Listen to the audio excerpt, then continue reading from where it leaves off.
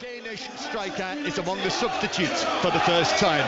The match begins here at the Emirates. It's Manchester United who kick off on a sun-drenched afternoon in this part of the world, and Manchester United, with the noise still reverberating around the Emirates, and the World Service listeners joining us here as well. They play the ball back to their goalkeeper Andre Onana and start to play it out from the back. So the match is underway here at the Emirates, but news of the 3 o'clock kick-off, one of the 3 o'clock kick-offs in the Premiership in Scotland, because Kenny Crawford? Yeah, 70 minutes gone, it's still Hearts 0, Motherwell 1, but the Steelmen, the visitors, have to play the last 20 minutes with 10 men because Paul McGinn, brother of John McGinn, has been sent off for a second yellow card. 1-0 Motherwell.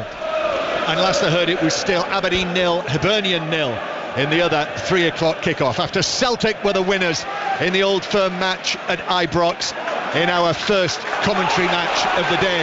Arsenal breaking into the Manchester United penalty area, the ball pulled across from the left by Martinelli but cleared away by Manchester United on the edge of the area. It was actually played between Saka and Nketiah, and Manchester United were able to get it away comfortably. Yeah, just behind Nketiah and a little bit too far in front of Saka, that ball, as Martinelli was released over the top by a really good Kai Havertz pass.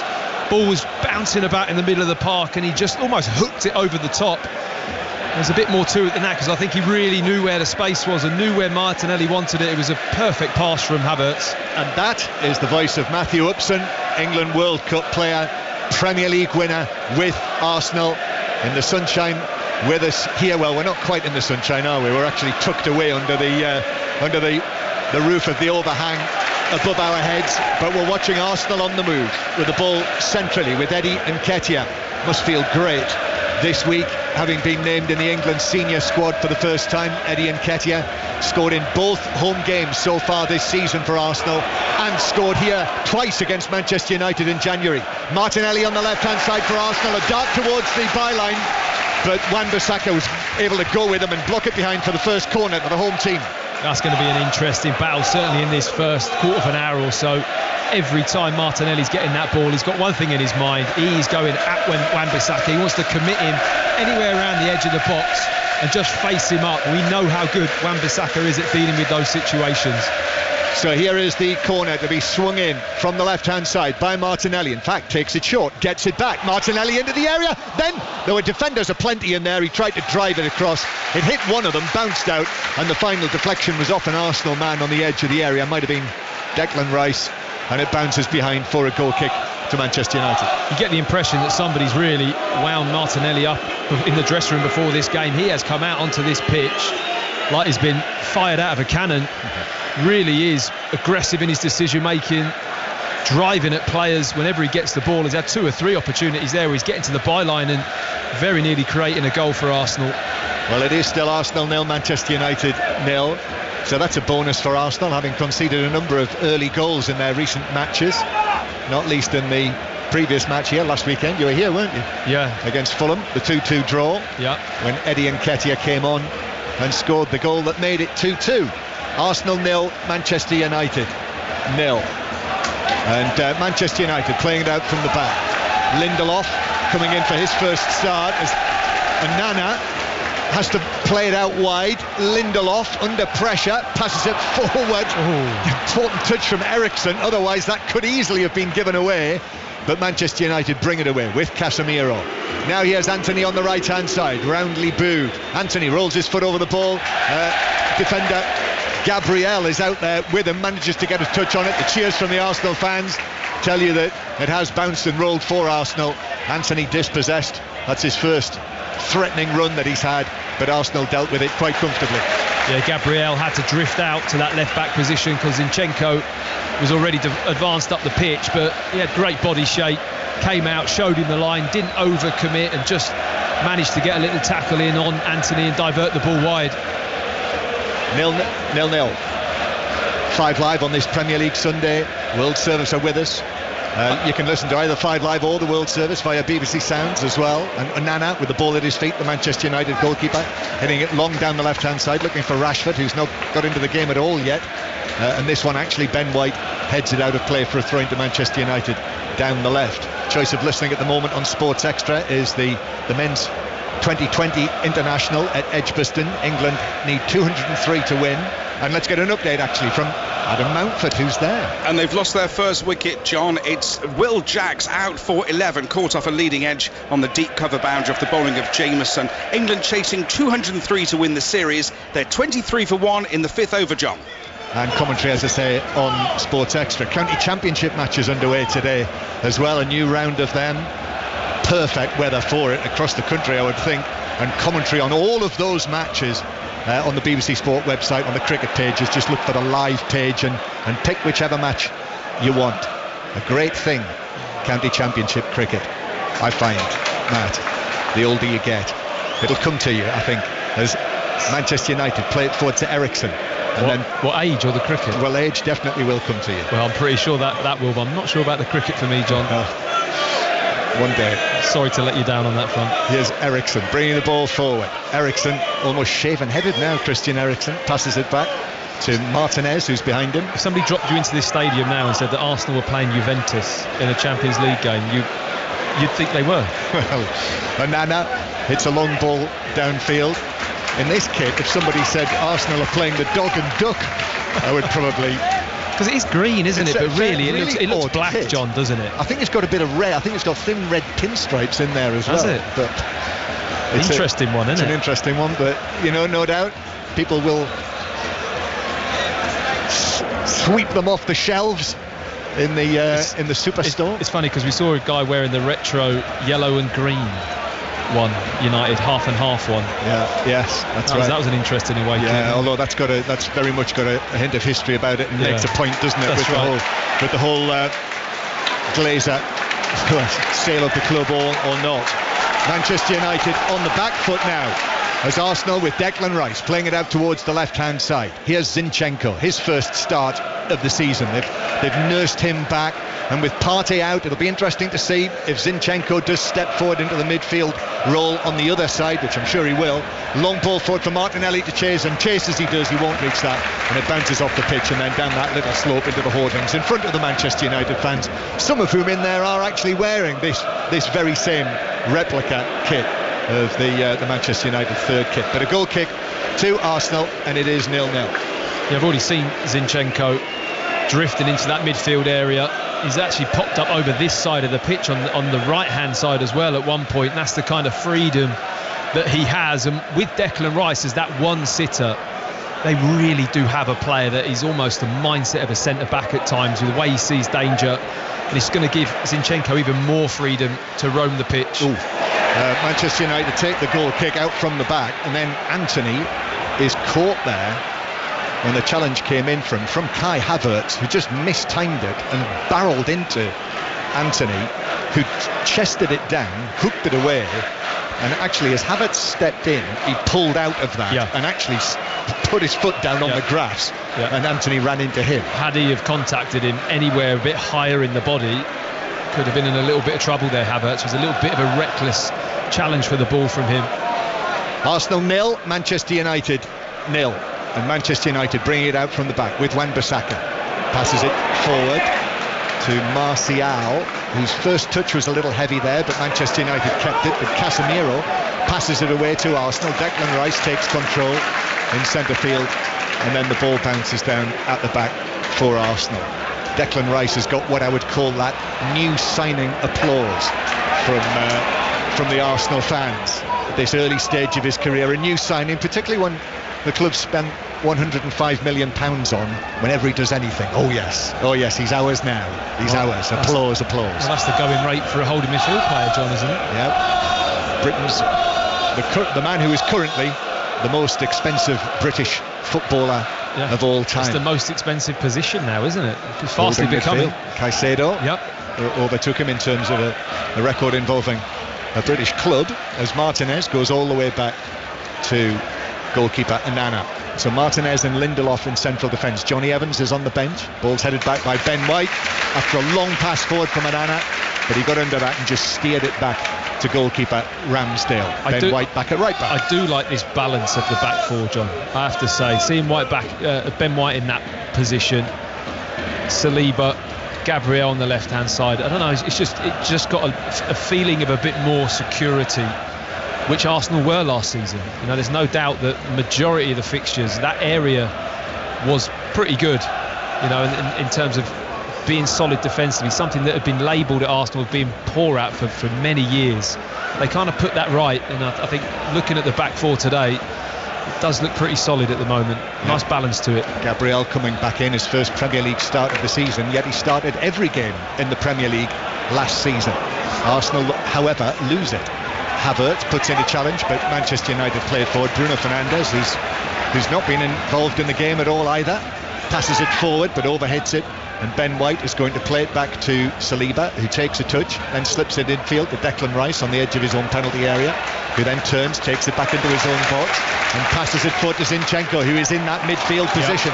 And Zinchenko forward now to Odegaard, and Odegaard to Saka on the right hand side, and Saka now up against Dalot, the right-footed left back as he is at the moment. Odegaard centrally, excellent challenge by Bruno Fernandes, whipped it away from his opposite number, the other captain, and then Manchester United got stuck in trouble, but were fortunate actually. Anthony Taylor, the referee today, spots an infringement, a free kick, a challenge in centre field, and it's a free kick to Manchester United halfway inside their own half. Well, Arsenal don't get out of that situation unless Zinchenko comes into that midfield area. He was the one that created the overload. They had quite a lot of short passes in and around that right back position. Good pressure from Manchester United.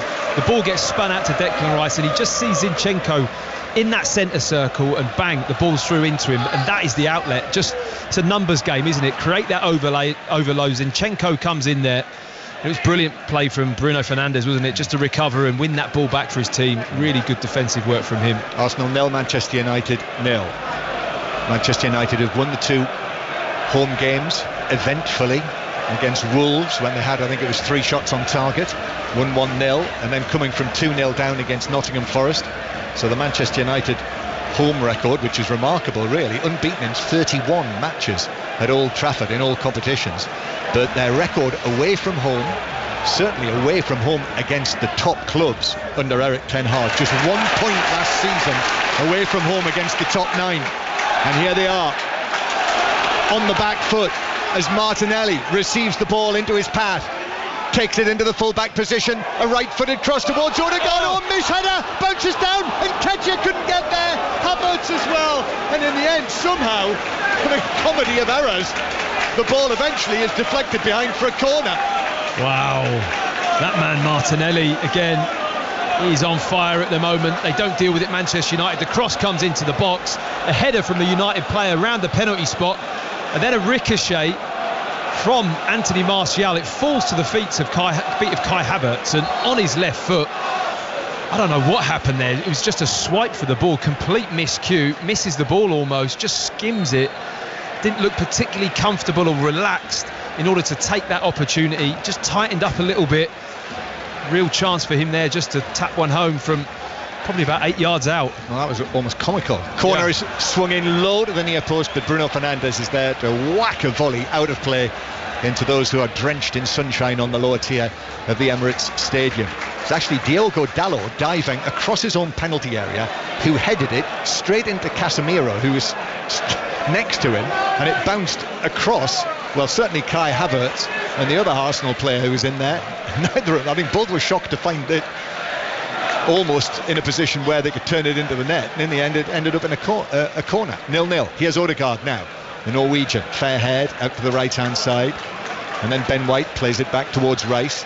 Ben White not in the England squad, despite his important position in the team that finished second in the Premier League, and the fact that he can play in so many different positions. Here's Odegaard playing it across the edge of the box, but a stretch from Wan-Bissaka. Martinelli is underneath it, just eventually gets the ball under control on the left hand side, and then quick feet from Martinelli, takes on Wan-Bissaka and wins a corner again off him. Twinkle toes at the moment, Martinelli. Wan-Bissaka's having to be really careful not to overcommit, just to get that distance right. He's looking to go on the outside of him nearly every time. I know he likes cutting in on that right foot, but he's more than happy to run him to the byline and just try and get round the outside of him at any opportunity. Corner then, again Martinelli, this is his third one. Let's see what the delivery's like this time. This is a deep one, and Anna comes, pushes it away, punches it away to Saka. Saka curls it goalwards, hits the chest of Eriksen, who was just 2 or 3 yards away from Saka when he hit the shot. and it bounced away to the halfway line. Hibernian are now winning 2-0 away against Aberdeen. 2 goals in a short space of time for Hibernian, knocked out of Europe this week.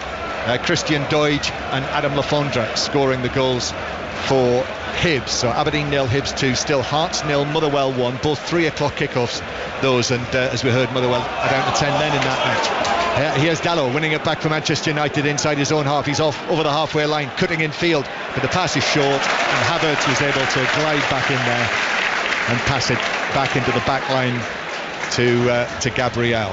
And then Declan Rice actually dropping right in between the 2 Arsenal central defenders.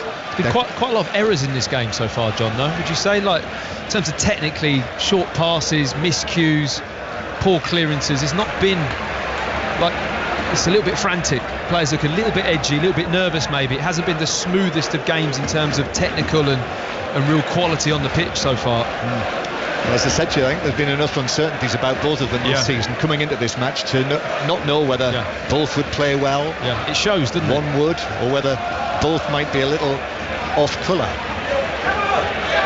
Anana passing it out from the back, and Casemiro with a sure touch. Under pressure from Odegaard to Wan-Bissaka. Wan-Bissaka goes long to the halfway line. Anthony, sort of flimsy header, and Arsenal have got the ball back just inside their own half. Declan Rice, already very much a part of the furniture here, the trophy-winning captain with West Ham last season. Started all of the matches, of course. This is 5th appearance. Still got the number 41, this time in white on the back of a red shirt. Ball played back towards the halfway line, and then across to Saliba in the centre circle. Just taps it square to Gabriel, who actually brings the ball to a standstill, and then taps it square to his right again. Now low out to the right flank, and here's Bukayo Saka, who scored in both of these matches last season. Infield to Odegaard, who hits the shot on the edge of the area, but that's blocked by a diving defender right in front of him, and it's back towards the halfway line. Now out to Martinelli again. Yet again it's Martinelli against Wan-Bissaka, takes him on, goes for the byline, gets the crossover to the back post, and Diogo Dalot is there to jump in front of Saka and head it wide of the far post as he was looking at it for a corner. Yeah, impressive the speed in which Arsenal circulate that ball out to Martinelli. Getting it to him quickly is the key, and at the moment they're getting it out to him so quick that he's got that space to then operate, and he's 1v1, and he really is on fire at the moment. Yeah, that was the first time he's rounded Wan-Bissaka, though, who takes some rounding. He does. Corner from the right, Saka to take this. So this is the first one they've had from the right hand side, which is just down to our right. Lots of Arsenal fans in their replica shirts, standing, arms folded, looking over the hoardings, including that section where they all wear the black shirts. Saka into the back post, and then Rice with a header. He leapt highest but couldn't keep it down, and it was over the top by a yard. Well, he just drifts into that 6-yard box area unopposed as well. There is a challenge coming out to him from a Manchester United player, but really could do better with that. Declan Rice, he looks to the sky because he knows it was an opportunity. He just didn't quite hang for enough time to get high enough and be able to punch that ball below the crossbar. So it's going to be a yellow card already. Time wasting. Is it? Or it's a warning from Anthony Taylor, who's actually run all the way from centre field to speak to Anana and Lindelof, and he didn't show a yellow card there, did he? No. So that's, I've not seen that yet. I've either seen the referees tell them from the halfway line to get on with it, or show a yellow card. Yeah. You're time wasting if you want to run from the middle of the pitch, aren't you? Don't worry, somebody will be adding it on, Matt. Someone somewhere. I'm sure they will. Yeah. Lisandro Martinez heading it long downfield, but that's harmless. Manchester United, Arsenal having the better of things at the moment, and Erik ten Hag just shaking his head there. He's standing. He's actually just standing. He looks almost saintly, doesn't he? He's standing in a shaft of sunlight, so it's shadow all around him, and his shaven head is glinting. He's put a pair of snug trousers on there as well, John. He likes a snug trouser. Do you like that tight fit? Well, not as much as Erik ten Hag does. Here is Martinelli. Ball out towards the right-hand side.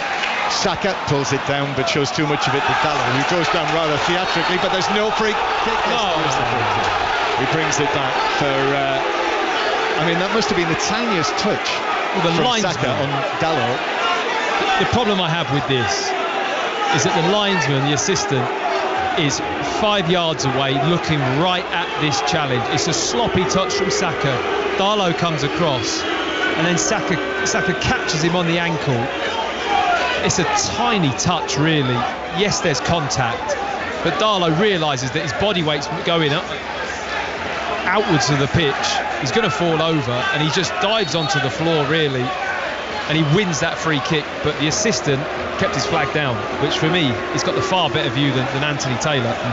I mean, they will be speaking, I would have thought, to one another. Yeah. Over the But he flagged, Johnny. You see that as an assistant, you flag it. I mean, it's Gary Bezic who's the assistant here, who's I think recognised as one of the best assistant referees that you'll get anywhere. However, as we were saying after yesterday's events, you know, mistakes are made. Manchester United, the Arsenal crowd are fired up now, and they feel that Nketiah was fouled by Anthony, but Manchester United bring it forward, but the ball bounces back for United into their central defence. Arsenal 0, Manchester United 0. At full time in the 3 o'clock kickoff in the Super League, Matt Newsom. Yes, one's finished. Wakefield 16 at St Helens 32. They go level at the top of their Super League table with Catalan and Wigan. However, for Wakefield, it means that their attempts to try to avoid the drop still remain in the balance. They still need to supersede Castleford, and they haven't this afternoon. Full time, Wakefield 16, Saints 32. And if you didn't hear, they did finish off the match that was suspended last night, the floodlight failure. It finished Leigh 34, Huddersfield 16.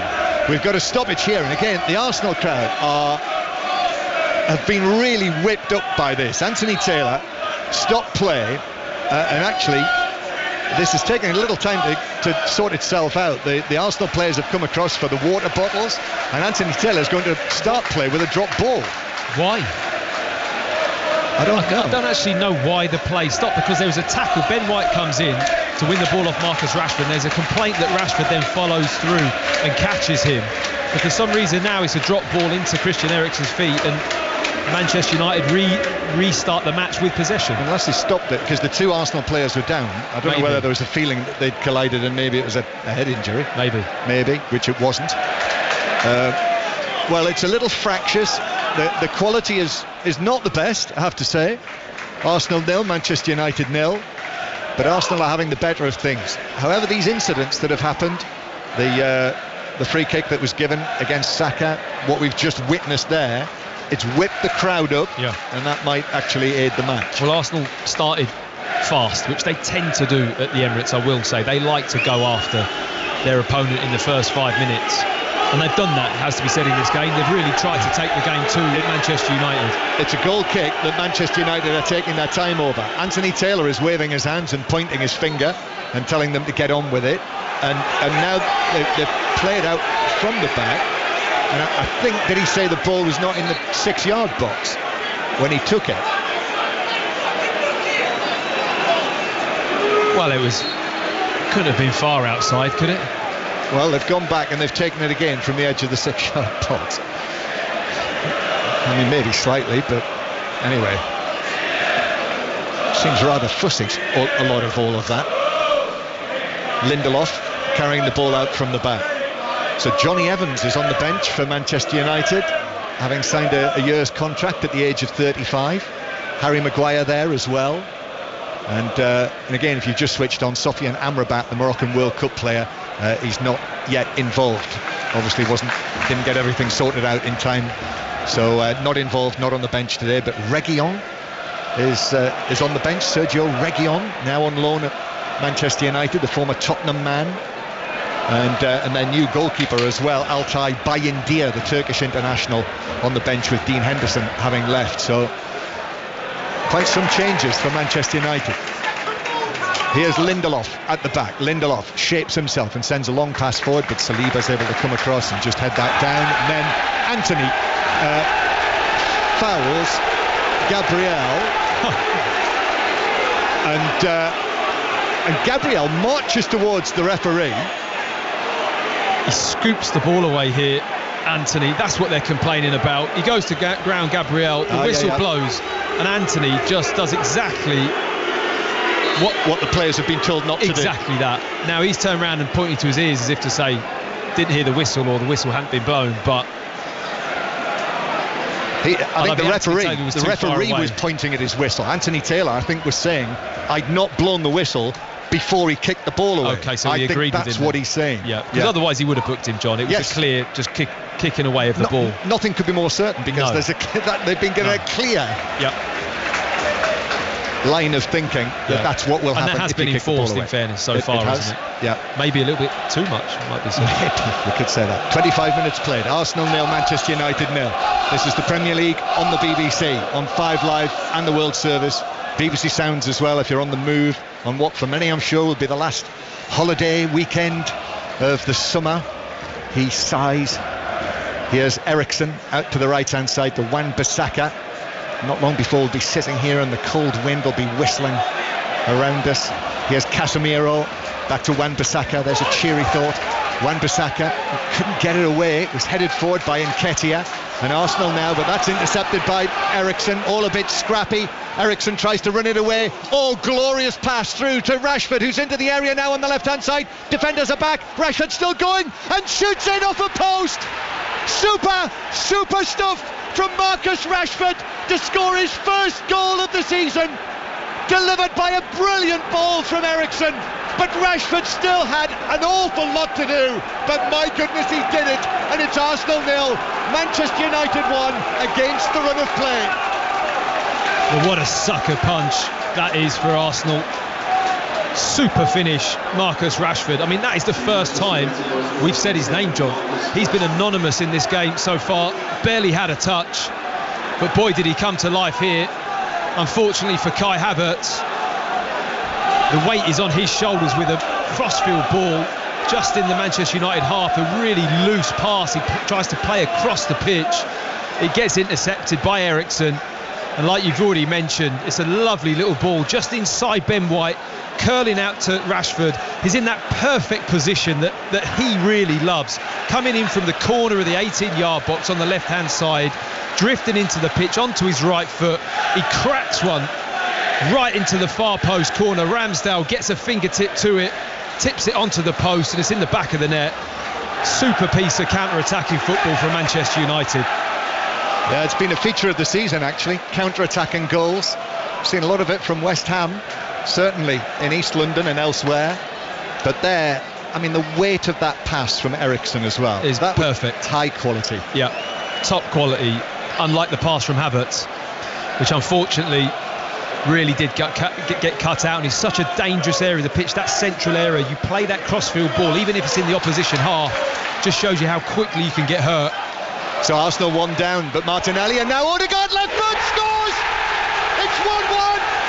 The Manchester United lead lasted little more than a minute, and Arsenal cut them open, and Odegaard arrived to make it Arsenal 1, Manchester United 1, with a sure finish with his left foot from 12 yards.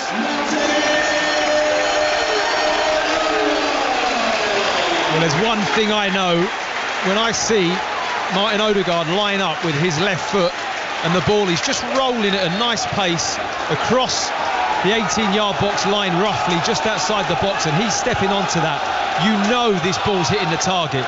He's one of the most consistent, smoothest strikers of the ball there is in the Premier League, and it's a lovely play. Martinelli again picks him out, he gets his head up, and the weight of the pass from Martinelli, I mentioned how good it is to hit it first time. It is perfection. It's just trickling along far enough away from Darlow, I think it is, who's on the edge of the box, and he strokes it home into the bottom corner. Martin Odegaard, it's a brilliant finish. Lovely goal from Arsenal. Arsenal 1, Manchester United 1. So there we are, 2 goals in maybe 2 minutes, and that's enlivened things. The Emirates was quiet for a moment, for really a matter of moments, until Arsenal mounted their first attack after going 1-0 down, and it's 1-1. It's followed a very similar pattern to the January game, hasn't it? With Rashford scoring the opener, Arsenal then equalising quite soon after. Very similar type of game. we're going to go to Tynecastle shortly, but Arsenal are on the move again here, and it's the goal scorer Odegaard to Saka. Saka curls it across the penalty area, but Wan-Bissaka's underneath that to head it out to Rice, and Rice under pressure from Bruno Fernandes has to turn and actually go back to the halfway line. So I think it's all over with you, Kenny Crawford, is it not? Yes, John. Full-time score, Hearts 0, Motherwell 1. Callum Slattery's 29th minute goal, the match winner. 4 successive defeats in all competitions for Stephen Naismith's Hearts. Meanwhile, Motherwell are joint top of the Premiership on 10 points with Celtic after 4 games. And it did finish Aberdeen 0, Hibernian 2 with those goals from Lafondra and Doidge. So those the full-time scores in the 3 o'clock kickoffs in the Premiership. The 2020 international continues on Sports Extra. England chasing that big total. We'll get another update from there in a moment or two. But after this flurry of activity, Rashford scoring for Manchester United and Odegaard for Arsenal, it feels as though it's all happening here just now after that scrappy opening period of 25 minutes and more, really. Suddenly the goals have changed the game.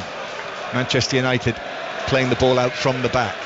So Martin Odegaard scoring for the second time this season, scored the winner in the win at Crystal Palace, and now scoring here at the Emirates and arriving onto the ball. You said it, Matt, you know, there was a certainty, wasn't it, as he arrived onto that, somewhere between the penalty spot and the edge of the area, that would end up in the back of the net. He's a very consistent technician, isn't he, Martin Odegaard? There's one thing about him that you know the ball's going to stick, and when he strikes it and when he plays those side foot passes, it was almost like a side foot strike, wasn't it? Just guided it, but the weight of the pass from Martinelli, that's where the real detail is. It was a super pass. Yeah, 2 excellent passes to set up the 2 goals. They were proper assists. Rashford though at the other end to Dalot cuts it back. Bruno Fernandes took a touch there, he might have let it go, and then the shot from the edge of the area from Eriksen is deflected wide of goal and behind for a Manchester United corner, their first. Good pressure from Kai Havertz, sees the danger here. Manchester United get to that byline, it gets cut back, and Havertz is out quickly, really gets along that line of that near post where Eriksen's trying to guide this shot, gets a good block in. So Bruno Fernandes wanders out there to take this corner from the right. Arsenal 1, Manchester United 1. Just waiting for another ball to be kicked off the field. Mikel Arteta, all in black and grey, just turns slowly with his hand on his chin, and Bruno Fernandes, a high deep corner to the back post, takes a flick off an Arsenal head. Saliba. Manchester United take up possession again, but Rashford is dispossessed by Saka. Well done, Bukayo Saka, and that could send Arsenal away, but a poor pass from Nketiah centre field. However, Havertz in with a challenge on Martinez, and Havertz, who towers over Martinez. The ball had gone, and there was just an element of arm there from Havertz into Martinez, who did not like that. No. I saw a bit of that from him at Chelsea. Havertz, he's quite a physical player. Certainly you can tell he gets right into the game, and when it gets this kind of niggly feeling, he's not afraid to just leave a little bit on someone every now and then. He's done it a couple of times. He had that slightly raised tackle on Anthony where he didn't make any contact, but it was quite reckless, and that there just letting Martinez know, who bounced back up off the floor, didn't he, just straight up, and not happy with the way that Havertz went about that challenge. No, Martinez, they used to call him the butcher, didn't they? When he was growing up. That's brave from Havertz, taking on the butcher. Yeah. Ball's out of play for a throw-in to Arsenal, or Dimetska, as Havertz would say in his native tongue. Here is White, who is going to take the throw-in 20 yards inside his own half. So Arsenal 1, Manchester United 1. So it feels like we saw that period of excitement with the goals, and then now suddenly it's returned to form again. Throwing up the line to Nketiah, but Saka infield to Nketiah, but he was surrounded by Manchester United, and then Dalot was able to slide in and play it back across the penalty area for Onana. What was interesting when Saka shrugged Rashford off the ball there, I mean, I look at Saka and I see people just bounce off him. He's got freakish strength. When he gets grounded and he gets his feet in there and he gets in that squat position, you don't see many players able to shift him. He's very, very strong for that kind of wide player position. He uses his body brilliantly. It's one of his key strengths, really, the way he just receives that ball and is able just to hold defenders off all the time. So it is Manchester United who come forward to the halfway line. Ball played across from centre field by Casemiro to Rashford. Rashford, quick ball into the edge of the penalty area to Martial, who turns away in the full-back position. Martial is followed all the way by Gabriel, who gets a little touch in on that, a toe end to put it out of play for a throw-in. The ball running between all of the various substitutes who are warming up there, and a curly-haired ball boy just trots up the little slope, collects the ball in amongst them and throws it to Dalot to take the throw-in, which he does, back to the halfway line. 5 Live and the World Service, half-time on 5 Live. We'll have more on the Crystal Palace win. Sounded quite eventful at the end, 3-2 against Wolves. A couple of goals from Edouard and one from Eza as well, who's still in the England squad at the start of this season. And Liverpool's very comfortable win, it sounded, listening to Ian Dennis and Leon Osman with the commentary, 3-0 against Aston Villa, with Liverpool putting an end to Aston Villa's recent run of victories. Szoboszlai and Salah with a couple of the goals, as well as a Matty Cash own goal. So we'll have more from those matches at half-time, no doubt hearing from players, managers, etc. Here's Martinez in the centre circle for Manchester United, just walking it forward. I do think that the heat will have been a factor. We saw that when the players came for the water bottles when we had that stoppage. Then Martinez playing it all the way back towards the edge of the penalty area. Onana is there, all in yellow, having taken over this season from David De Gea, who it seems has not got a club still, remarkably. Onana, that's cool, chipping the ball over the top of Martinelli out to the far side. And Manchester United working it to Casemiro, who volleys it forward, and that's an excellent take from Anthony on the right wing. Anthony against Zinchenko, now moving in field, slips the ball into the penalty area for Martial, but well defended by Saliba, who came across, took the ball away and puts it out of play for a throw-in on the right-hand side. That's Rolls-Royce defending there from Saliba. Really was top, read the play and got his body across so early. Great turn from Anthony, and he slips over as he tries to play it across the edge of the box, but a brilliant turn to go between two Arsenal players and leave them behind, but a slip at the wrong moment. And then Nketiah is caught on the left wing. He was leaning down to head the ball, and then Lindelof, I think it was, came in with a challenge, and raised a foot. Nketiah leaning forward and down, but that foot caught Nketiah, and it's a yellow card for the Manchester United central defender and a free kick. Well, it's just hesitant play from Lindelof. You don't get a chance. The ball bounces, takes him completely by surprise. He's got that much backspin on the ball. He's certain that it's going out, but it hits the turf and just spins back. It's on that side of the pitch where the sun is, John, and I think he's dried it out, so there's a bit of grip on the turf, and he was adamant that ball's going out of play. It stayed on, and Nketiah was the one that just gambled and went for it, and he got caught out. Lindelof had to just clean him out in the end. It was a definite yellow card. Yeah, high foot, even though Nketiah was leaning forward, but he did catch him. Fortunately, he's okay, Eddie Nketiah. Free kick then. Arsenal 1, Manchester United 1. United were not ahead for long. Free kick. Odegaard plays it into the area, but poor delivery. Fernandes is able to comfortably get there first, and then it comes back to him in the right back position, and he clears to the halfway line where it's headed forward for Arsenal. And then another collision centre field, but the ball bounces away for Manchester United with Anthony, who goes for an early ball in field towards Martial. It was behind him, not cleared, and it bounces to Rashford, who goes for goal from an angle, but this one he has hit sort of balloons and swerves away wide of the top corner and behind for a goal kick. So Arsenal 1, Manchester United 1.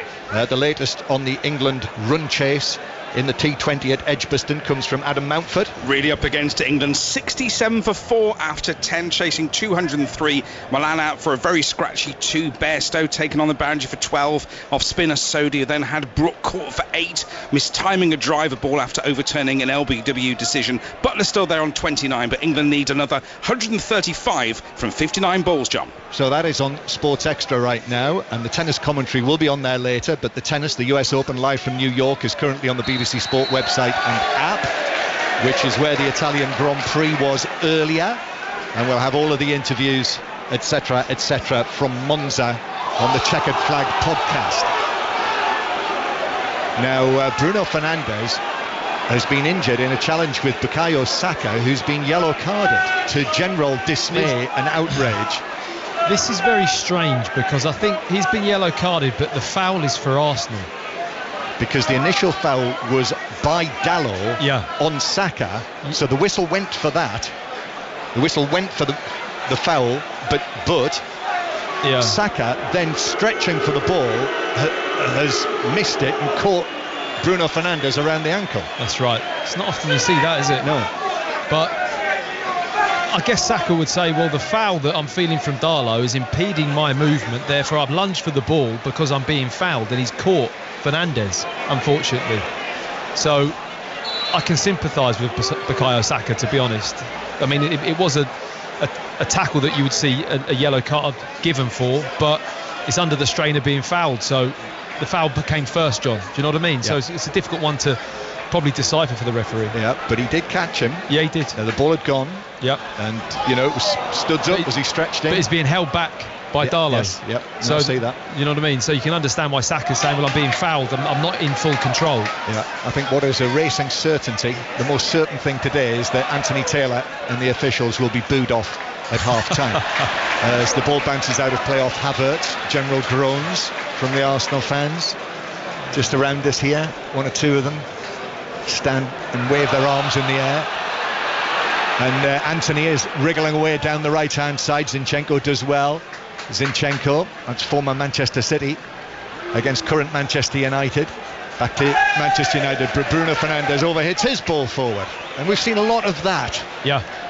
Misplaced passes, overhit passes, mistakes. A lot of sloppy turnover of possession. Yeah. It hasn't been one of those high quality games where the ball's getting pinged about and possession is key, and it's quite frantic, isn't it? I thought the goals would change it, but it hasn't. It's actually reverted to type. Because they were good goals, weren't they? They were. High level goals, but the general play has been scruffy. Rashford and Odegaard, the scorers of the two goals.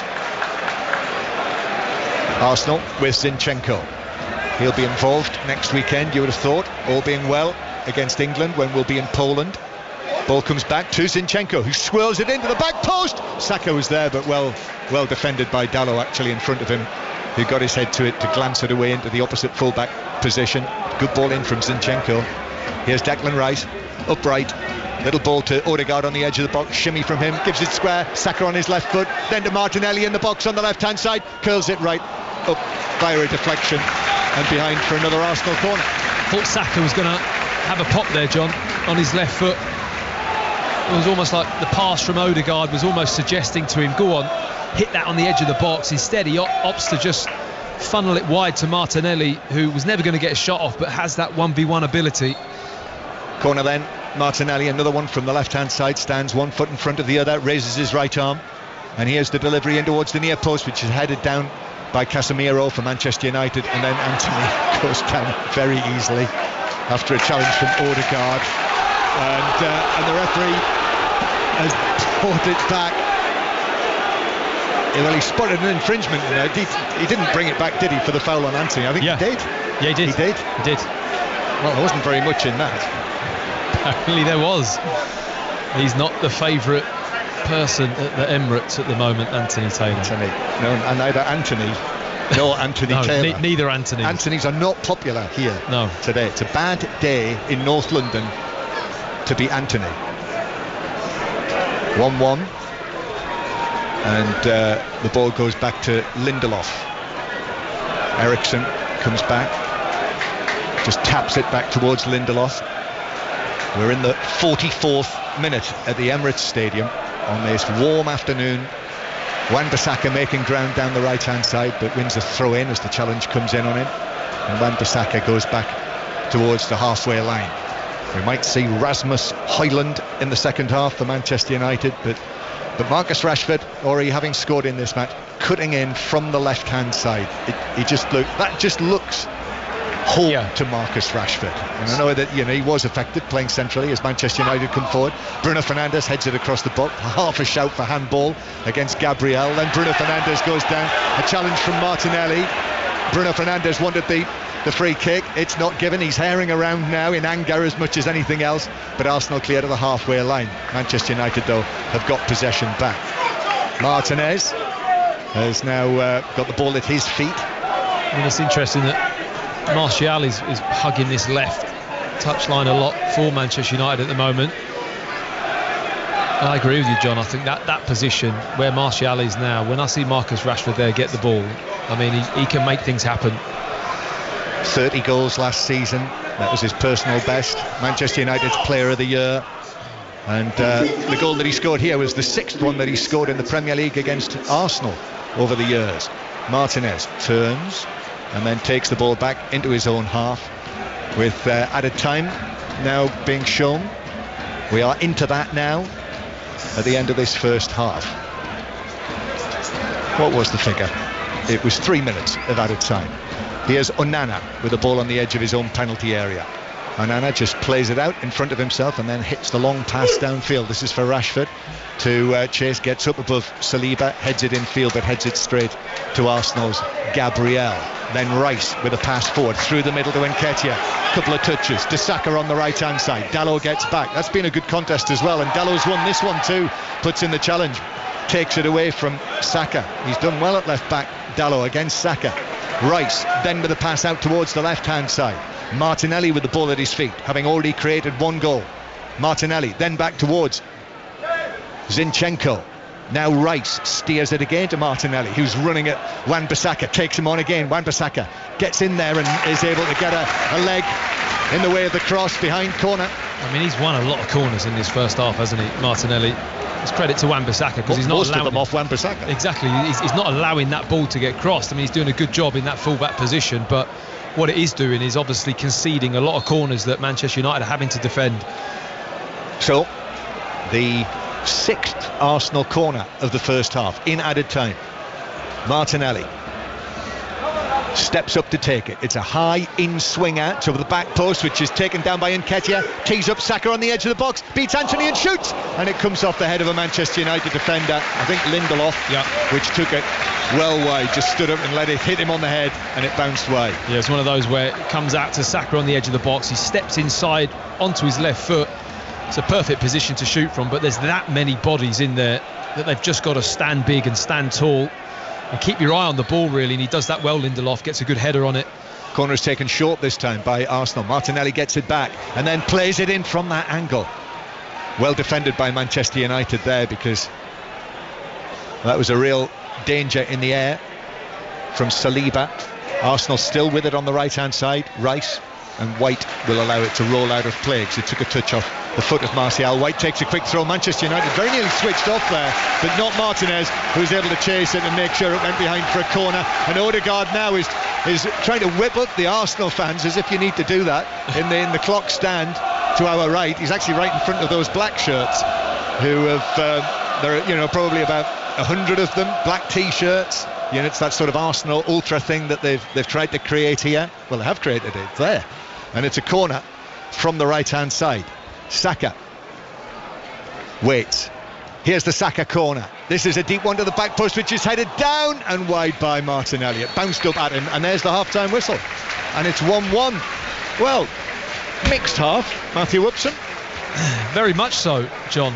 Very much so. Hard to kind of take too much from it.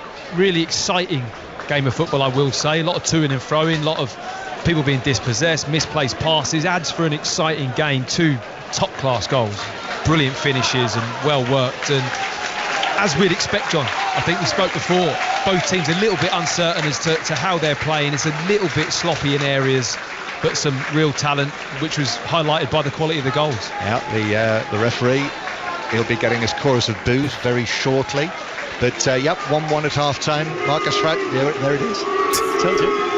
Right on cue. Yeah. So Marcus Rashford in the 27th minute, and the equaliser from Odegaard in the 29th. Arsenal 1, Manchester United 1 at half-time. I don't think any more proof was needed, Matt, that Marcus Rashford's best position is out on the left, not through the middle, but he gave us some anyway. He did. He just confirmed that one for us, Steve. Not like I say, not that we needed it, because I've seen him step in from that position so many times and be a threat, but he literally had barely kicked the ball for the opening 20-25 minutes or so, and then he pops up and does that. And the quality of Eriksen's pass as well. I mean, it was a sloppy ball from Kai Havertz that led to the opportunity, but didn't they take it with a brilliant pass from Eriksen, and then that finish from Rashford was excellent. Thank you very much for the time being, guys. So Arsenal 1, Manchester United 1 at half-time at the Emirates. Let's take you back to England, New Zealand in the men's T20. Adam Mountford. Yes, England have just lost the crucial wicket of their captain, Jos Buttler, caught and bowled by Mitchell Santner for 40. They're now 94 for 5 in the 13th over. Buttler had started to lead a recovery from 55 for 4, Bairstow making 12, Jacks 11, Milan out for a scratchy 2, Harry Brook out for 8. It's Livingston on 1. Moeen Ali's going well. He's 17 off 10. England 203 the target, 94 for 5. They need another 109 from 45 balls, Steve. At commentary on 5 Sports Extra, 2 full-time scores for you in Super League. Lee Leopards 34, Huddersfield Giants 16 and Wakefield Trinity 16, St Helens 32. Let's get off to Flushing Meadows and tennis correspondent Russell Fuller. We're underway here on day 7 of the championships with the All-American 4th round match between Tommy Paul and Ben Shelton, who met in the quarterfinals of the Australian Open, going the way of the seeded player, the more experienced Paul, who's got the early break and leads by 2 games to love. Karolina Muchova, French Open runner-up, has won the first set against Wang Xinyu 6-3, and it's 2 games all in the second. And in the doubles, the 3rd round, British representation in the shape of Julian Cash and Henry Patton. They've dropped the first set 6-4, but a 5-4 up on serve in the second against the 6th seeds Rohan Bopana and Matthew Ebden. The amateurs from Great Britain and Ireland are facing America in the final day of the Walker Cup. First couple of results in, Ian Carter. Yes, from the final session of singles. In fact, they're coming thick and fast now, Steve. 4 matches decided so far and things swinging the American way. Caleb Surat, Stuart Hagestad and Preston Summerhays all with wins, and Barclay Brown for Great Britain and Ireland 3-putting the last to finish all square with Nick Dunlap. All that means is that America are now leading 11 points to 9. 13.5 points is the magic number. They're up in 2 more matches. Great Britain and Ireland up in 2, and 2 are all square. So still very, very tense in the blustery sunshine here. We've got Jurgen Klopp, Roy Hodgson, Gary O'Neill and Max Verstappen on the way after the news with Stuart Clarkson. Listen on BBC Sounds. This is BBC Radio 5 Live. The Children's Commissioner for England, Dame Rachel de Souza, says the government needs to get a far better grip on the state of school buildings. More than 100 schools have been forced to close classrooms because of concerns about crumbling concrete.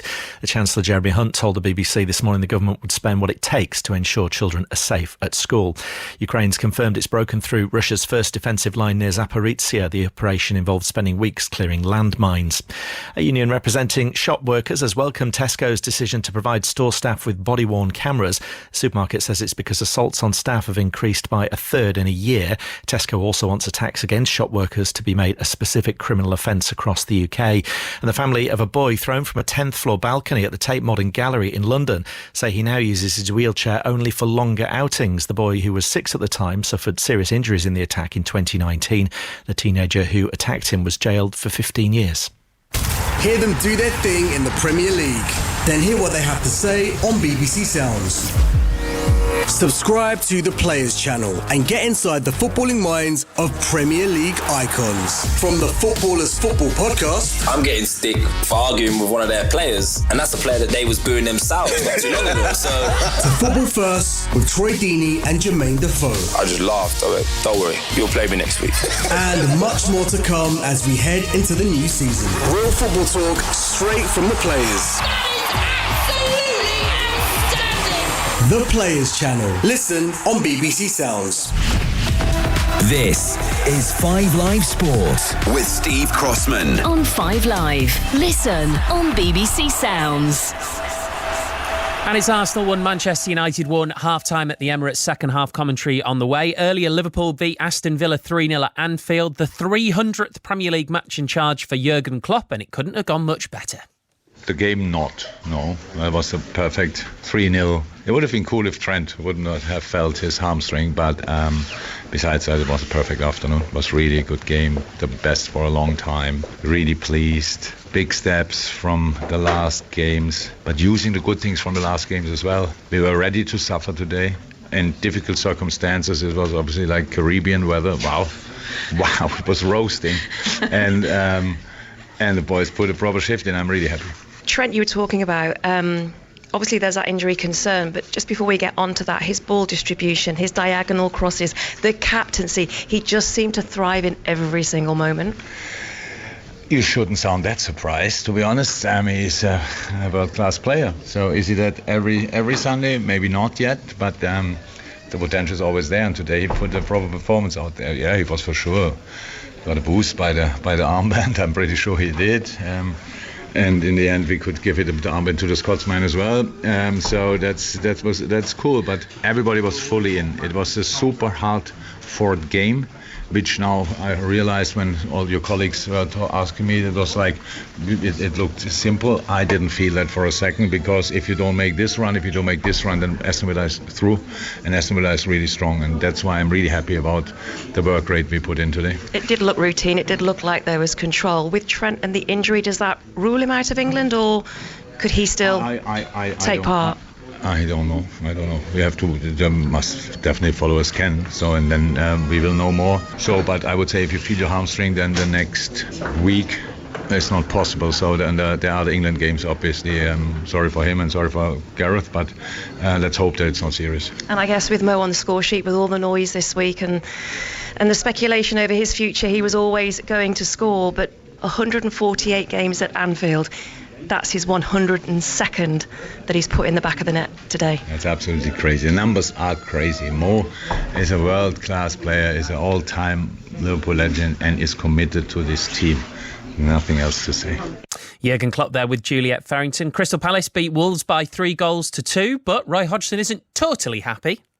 I am delighted with the victory. I am delighted to get the 3 points and finish with 7 points from 4 games. But I think what today did show that we are still very much work in progress. We've still got a lot to do, and we still do need to hone our game in certain areas, because if we're going to have first halves like the first one, and if we're going to concede goals in the 96th minute from a cross, i.e. letting 2 goals in at home, it's going to be very hard for us to get where we want to in the league. So Wolves did score twice, but Gary O'Neill's still not happy with his side's wastefulness in front of goal. It wasn't a game that I felt like we were going to lose. I thought we had some real good control of it. Obviously, we suffered some big chances basically from our own doing, a couple of technical breakdowns with the ball, turnover, and they punish us. But in terms of control, I managed to keep arriving in their final third. Was very good in that, and then we weren't good enough once we got there. I think we got into their final third over 60 times and didn't manage to test their goalie too many times. Having said that, scored 2 good goals away from home. But yes, just disappointing really. So I didn't feel like the game was ever going to get away from us like it did after about 70 minutes. That's Gary O'Neill. We've already heard from both Brendan Rodgers and Mick Beale. It finished Rangers 0, Celtic 1. Aberdeen 0, Hibs 2 is a full-time score, as is Hearts 0, Motherwell 1. Motherwell, who ended the game with 10 men, have been absolutely brilliant. They are second in the table at the moment. Let's go back to England and New Zealand in that third ODI. Adam Mountford. Not going well for England this. 104 for 7 now, and Sodi's just taken his third wicket. Chris Jordan caught behind for just 2. Livingston also gone for 2. Joss Butler been out for 40 after he helped England recover a bit from 55 for 4, but really little chance you'd have thought of England wrapping up the series today. They're 2-0 up. Looks like New Zealand are going to win this one though. England needs another 99 to win from 35 balls, and they're 7 wickets down. Thank you very much, Adam. 6:06, of course, will follow 5 Live's Premier League Sunday with Robbie Savage and Chris Sutton. Chris, what do you want to get into this afternoon, do you think? Well, football, Steve, of course. I know football, but what are the big talking points for you? I think we've just lost Chris. Maybe it was something I said. I'd like to think it's the line. 08085 909 693 is the number to call. Tell you what, we'll try and get Chris back. And in the meanwhile, we'll hear from someone who's not quite as important. Max Verstappen won a record-breaking 10th consecutive race this afternoon, finishing the Italian Grand Prix in first. Here's what he had to say. I never would have believed that was possible, but we had to work for it today, and that made it definitely a lot more fun. Did you doubt at one point, like, oh man, maybe I'm not going to be able to win this today? I was just trying to stay patient. It was still a very long race. I could see they were struggling a lot with the rear tyres, so I just had to pick my moment. And after that, just awesome car, felt great, yeah? Everything felt good. We had to nurse a little issue at the end, but we had luckily, of course, a gap behind, so I could easily back off. We haven't been able to get Chris back, but he will be here for 606. 08085 909 693 is the number to call. You can book your call right now. The lines are open to speak to Robbie Savage and Chris Sutton. Remember, if you head over to 5 Sports Extra, you can listen to commentary of the end of England's T20 match against New Zealand. England 106 for 7 at Edgbaston, chasing 203, 14.2 overs gone. On the BBC Sport website, we've got live commentary right now from the US Open. Here on 5 Live, we're on our way back to the Emirates. I'm trying to decide, John Murray, whether Manchester United's new striker is warming up with intent. Yeah, well, I think what Chris Sutton and Robbie Savage might have to talk about later is the debut and what Rasmus Højlund looks like, because he's very much been the focus of attention for the television cameras. He's out there, the Manchester United fans have acknowledged him as well. He's given them a wave, and it's been quite a vigorous routine that he's been going through at half-time, Matt. Yeah, as you'd expect, John. If he knows he's going to go on, which I think he probably knows he's going to feature at some point in this game, he's just getting limbered up and ready to roll, which as you'd expect. And I think what increases the likelihood is that Anthony Martial, who's been playing in the Manchester United centre-forward role, has been very quiet. He's not done anything. I'm not sure he could do anything to kind of convince Erik ten Hag that he's worthy of keeping that starting place, regardless of when Højlund is fully fit. But it just doesn't seem to offer enough, does he, Matt? No. I don't know if there's anything more you need to say on it, Steve, if I'm honest. He's just out on the pitch and doesn't look like the centre forward that's going to have that kind of energetic impact on this team in terms of character, attitude on the pitch, in terms of the desire to want to go and get on the end of a cross or get hold of the ball and score. He just goes through the motions a little bit for me, and I think that shows in his performance. So knowing that this player is now coming in, having the money that Manchester United have spent on him, he's got the look of him, Anthony Martial, that he knows he's just going to be phased out, and that's it. And what you want to see a player do is grab hold of that shirt and want to keep it and scrap for it. And I'm not too sure if I see too much from him in his performance so far. Yeah, you get the impression it's not going to be long at all until we see Manchester United debut for Rasmus Højlund, warming up at the moment out on the pitch there. The second half is just a couple of minutes away. Looking at the Arsenal bench as well, Matt, we might see a returning Gabriel Jesus at some point. Yes, certainly. I mean, he's on the bench. I'm sure he probably will get some minutes, which is important for Arsenal, because he adds a little bit something different in terms of the build-up play. I think he really does punch his weight in terms of holding the ball up and being physical. So I think that's something that he brings a little bit more to the team, and I'm sure we'll probably see him at some point. It's also been interesting seeing Gabriel and Saliba back together, which isn't something that obviously they've had too much this season, but it just works, doesn't it? I think so. I said to John after about 10-15 minutes in the commentary, I just feel comfortable. They're settled. Gabriel has approached this brilliantly. He's got a bit of intensity about what he's doing. He looks like he's organising, he's getting across, they're covering each other nicely. They have a nice understanding. You ask any centre-backs in a four, that partnership is crucial, just like centre-forward partnerships used to be. It's so important that it's right, and I think Saliba and him have a good understanding with each other. 08085 909 693. The lines are open for 606. Robbie Savage and Chris Sutton will be with you once we're done at the Emirates. Second half then of Arsenal Manchester United, as the United players retake the field with Matt Upson and John Murray. Yes, thank you, Steve. Arsenal 1, Manchester United 1. The Manchester United players are out on the pitch. We're still waiting for Arsenal. Harry Maguire on the bench. And while we've got an England central defender sitting here with us, Matthew Upson, what are you expecting for England in these matches? Are you expecting that Harry Maguire, in the absence of John Stones, will start these matches? And you know the options are Mark Gay, Levi Colwill, Lewis Dunk, and Fikayo Tomori, who between them have got 8 caps. Those four have got 8 caps for England. Harry Maguire's got 57 on his own. Yeah, well, Gareth Southgate's been very clear about his feelings on this every time he gets questioned about it, and he's very clear that he's always done the job he needs to for him. And I think the fact you mentioned is that Stone's not available to start. Be interesting if he was available. I think that you might not see him play, but I've got a feeling that he may well start the game just because of that experience you mentioned, John. Well, we'll see that. We'll be going there together, won't we, to Poland this week. The match is being played in Wrocław, And you'll hear that on 5 Live next Saturday tea time against Ukraine. Is that really how you say it? Yeah, apparently, Is it? Yeah. I went there during the Spelled Euros. with a W. It is, yes. But we'll fine-tune that once we get there. Yeah, I need practice on that. Well, we've got time to work on it. Arsenal 1, Manchester United 1, no changes. So Arsenal, Ramsdale, White, Gabriel, Saliba and Zinchenko, Rice with Odegaard and Havertz, Saka and Nketiah and Martinelli, and Manchester United and Nana, Wan-Bissaka, Lindelof, Martinez and Dalot. There's the whistle from Anthony Taylor. Second half begins. Casemiro with Eriksen, Bruno Fernandes, Anthony and Rashford, and Martial through the middle. We might well see Rasmus Højlund make his debut for Manchester United in the second half. But Arsenal getting the second half underway. Still hundreds, possibly thousands of Arsenal fans coming back to their red seats, many of them faded by the sunshine that we have today. And Zinchenko in possession, playing it back into central defence to Gabriel, who's starting a match in the Premier League for Arsenal for the first time this season. Zinchenko in a very much a midfield role. He's in the middle of his own half. Zinchenko with his white socks pulled right up over his knees, turns and gives it to Saliba. Very gentle start to the second period. Arsenal is just knocking the ball around inside their own half, and it goes back again to Gabriel, and Ramsdale backing away. Still Arsenal just passing it around, and that's a poor pass actually from Gabriel, who gave it straight to Casemiro. Then Martial went down, might have been fouled by Zinchenko, that's what he thought. No free kick. Zinchenko, and now Arsenal are on the move with Odegaard to Saka on the right hand side.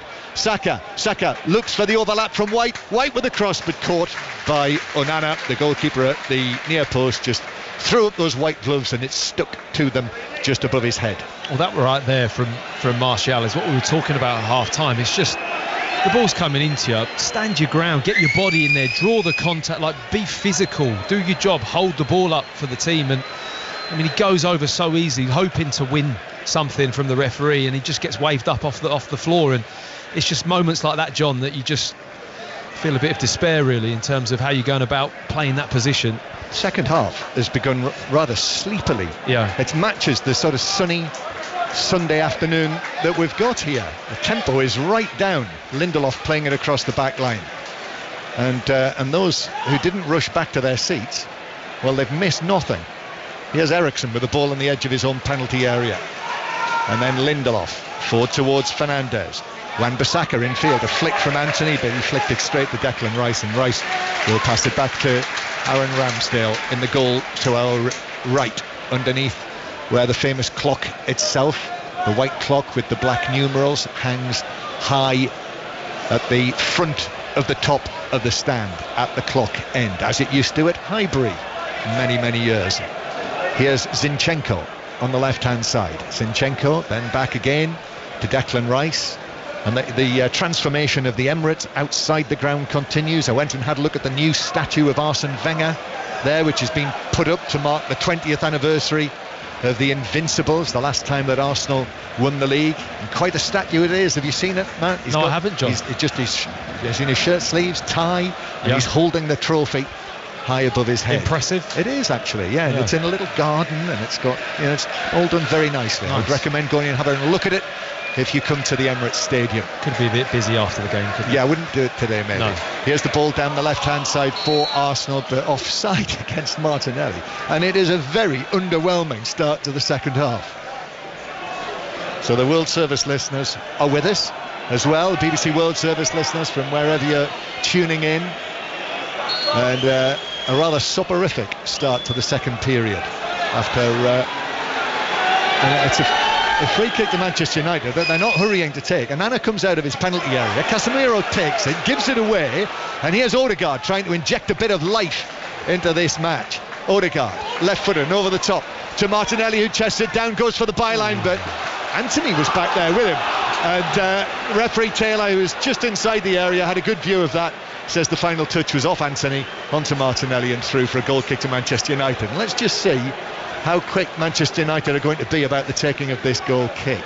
So Lindelof is in position on the corner of the 6-yard box, passes it back, takes it now, so they didn't mess around, to Onana, and the Manchester United goalkeeper plays it into centre field, where Eriksen's easily beaten in the air and Arsenal have got possession back. I just feel if you're going to play that short ball and then clip it long, you're giving yourself a real problem, because if you don't win that header, which they didn't, Declan Rice won it, the pitch is so stretched because your two centre-backs are still on the edge of the 6-yard box, John. Do you know what I mean? Whereas if a goalkeeper waves players, and I know teams don't do it now because they want to play out, but if you then go long and you give the ball away, you're so open to being exploited. So Arsenal have it again inside their own half. Forward from Zinchenko, that's poor, really poor. Straight to Wan-Bissaka. Zinchenko wins it back centre field. No, Fernandes actually comes out with the ball. However, he's dispossessed. And now Eddie Nketiah turns it back to Zinchenko. First time ball, that's more like it. Odegaard now, 25 yards out, takes it on. Right foot shot into the back of Martinez. And the ball spins out towards the far side. And out for a throw into Arsenal that Ben White is going to take. I think New Zealand are closing in on victory at Edgbaston. Adam Mountford. Oh yes, England 115 for 9 in the 17th, chasing 203. Carl Jamieson's just dismissed Luke Wood and Moeen Ali. Moeen doing his best to entertain his home crowd with 26, but England, well, I think it was safe to say we're going to a decider on Tuesday. 115 for 9, chasing 203. Closing stages on Sports Extra. Arsenal take the throw. Cross from the right hand side, it's glanced away out towards the left hand side, where Zinchenko is in the shadows actually, down to our left. Zinchenko takes a couple of touches, then plays it back into centre field. Arsenal sort of creaking into gear in the second half. Manchester United just haven't got going. Bruno Fernandes though is able to take it down and then volley a bouncing ball out towards the left hand side, and Eriksen slips over, and therefore the ball bounces off the field for a throw-in to Arsenal. It was that sun-baked area that you were talking about in the first half over on the far side of the field. They've had the sprinklers on, John, hence the slip. Yeah. So Arsenal take the throw back into their own half. Declan Rice back to Zinchenko. Zinchenko has got Saliba to his right, and Saliba uses the available Ben White down the right wing. It's quite a change, isn't it, for Ben White, who I know played most of last season when he played as a right back, and Tomiyasu is among the substitutes today, by the way, after being suspended for the Fulham game after his sending off against Crystal Palace. But to move from the central defensive position to that bombing right back role is a significant change. It is, and it's probably more of a change to move to the centre back position for Ben White at the moment, because he's just been a consistent right back for Arsenal, hasn't he, for probably the past 40-50 odd games or so. Zinchenko, long pass cut out by Wan-Bissaka, but he's presented it to Martinelli. Martinelli now taking it on, but Wan-Bissaka is able to go to ground, slide in, get a good tackle in, as he so often does, and it's out for a throw-in to Arsenal that will be left for Zinchenko. Again, it's Wan-Bissaka against Martinelli. In goes Wan-Bissaka, wins the tackle. That's been the contest of the match. Yeah. Martinelli against Wan-Bissaka, and it's just about even, like the match. Yeah, I'd agree with that. I think Martinelli's been really decisive. He's had clear intent, what he wants to do, and he's met up with Wan-Bissaka, who is just as relentless really in terms of how he plays his position. Throw-in taken. Havertz inside the area tried to set up Nketiah, who got the ball down, shot goalwards, but that was blocked almost at source by Manchester United in these curious green, white and red striped shirts that they're wearing for their third kit this season. They look most unfamiliar. Ball played for, he slipped Saliba and therefore sent it straight through for a goal kick. So Arsenal 1, Manchester United 1 is the score. Lines are open. Robbie Savage and Chris Sutton waiting to take your calls on 5 Live to talk about the weekend's football, as they do every Saturday, every Sunday night on 5 Live. So 08 085 909 693 to book your call, or 85058 on the text, or hashtag BBC 606. Manchester United coming forward, ball centrally with Bruno Fernandes, now to the edge of the penalty area. Martial shoots from the angle, saved by Ramsdale, then driven in by Rashford, and Ramsdale's got a touch on that as well to deflect it wide, and it's a very good double save by the Arsenal goalkeeper. Well, big chance for Manchester United, the first really of this second half. It gets slipped into Martial, he gets the shot off, it's parried out by Ramsdale. I think it's Gabriel with the block actually. Yeah. Does brilliantly to get across, It was, standing in front of Ramsdale. It's an important block. Ball back in play. Shot by Gallo. That's blocked inside the penalty area, and the ball balloons away towards the halfway line, where Manchester United are back in possession. But yeah, that very much against the grain of the second half so far. But Martial with a chance. Shot from the angle. Good save by Ramsdale. And then the block by the defender in front of the goalkeeper to take it away for the corner. So Martial and Rashford both denied. Arsenal trying to bring it forward with Eddie Nketiah, who I think is going to run out of pitch here on the left. He is, because Lindelof shepherded him out there, and it's a throw-in to Manchester United. Mikel Arteta is just making a point. I thought he was having an exchange with Anthony Taylor, but actually I think the message is for Declan Rice, Kai Havertz, the crowd down there chanting Eddie, Eddie, for Eddie Nketiah. I thought he was taking the throw-in. He would do if he give him half a chance. Rice now to Martinelli on the left-hand side. Martinelli pulls it across. Oh, that's taken at pace by Nketiah in the chest inside the area. However, Arsenal have kept it. And now Martinelli again on the left-hand side, swings it over to the back post. Gallo chests it down very cleverly, actually. Chests it down on the turn and volleys it out of play. And almost before the ball's bounced on the far side, the ball boy has actually sprinted forward and given the ball to White to take the throw. Well, at least someone's playing at a high tempo, eh? Yes. And the throw-in is taken for Arsenal. Laid back to the edge of the area, Saka, and Manchester United alive and aware that it could open up for him there, so he was very quickly closed down by Martinez, Lisandro Martinez. Still Arsenal. Zinchenko now to Martinelli. Again Martinelli against Wan-Bissaka. Goes for the byline. Again dives in, the Manchester United right back, and tackles it behind for a corner yet again. Wan-Bissaka and Martinelli for the umpteenth time in the match. That's what they'll be analysing tonight. Match of the day too. I mean, they've looked quite dangerous from corners, Arsenal. I mean, you'd like to think so. They're getting quite a few opportunities, but this delivery is key. But they've got players that can really attack the ball. So it's Martinelli with the corner for Arsenal, which is rolled in short to the near post to Nketiah, who is able to turn actually, but Manchester United have got defenders back in there. In fact, all players back inside their own box defending that.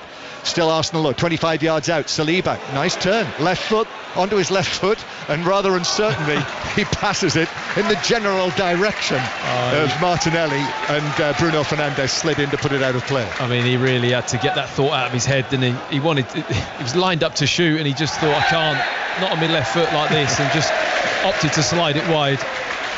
And then Martinelli wins a free kick. I think the challenge, Bruno Fernandes slipped as he went in to challenge him. No, he didn't. He just fouled it. He just fouled it. Just clumsy. So it's a free kick on the left-hand side.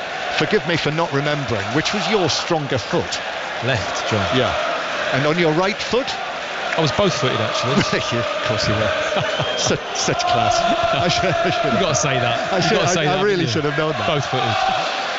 So, free kick for Martinelli.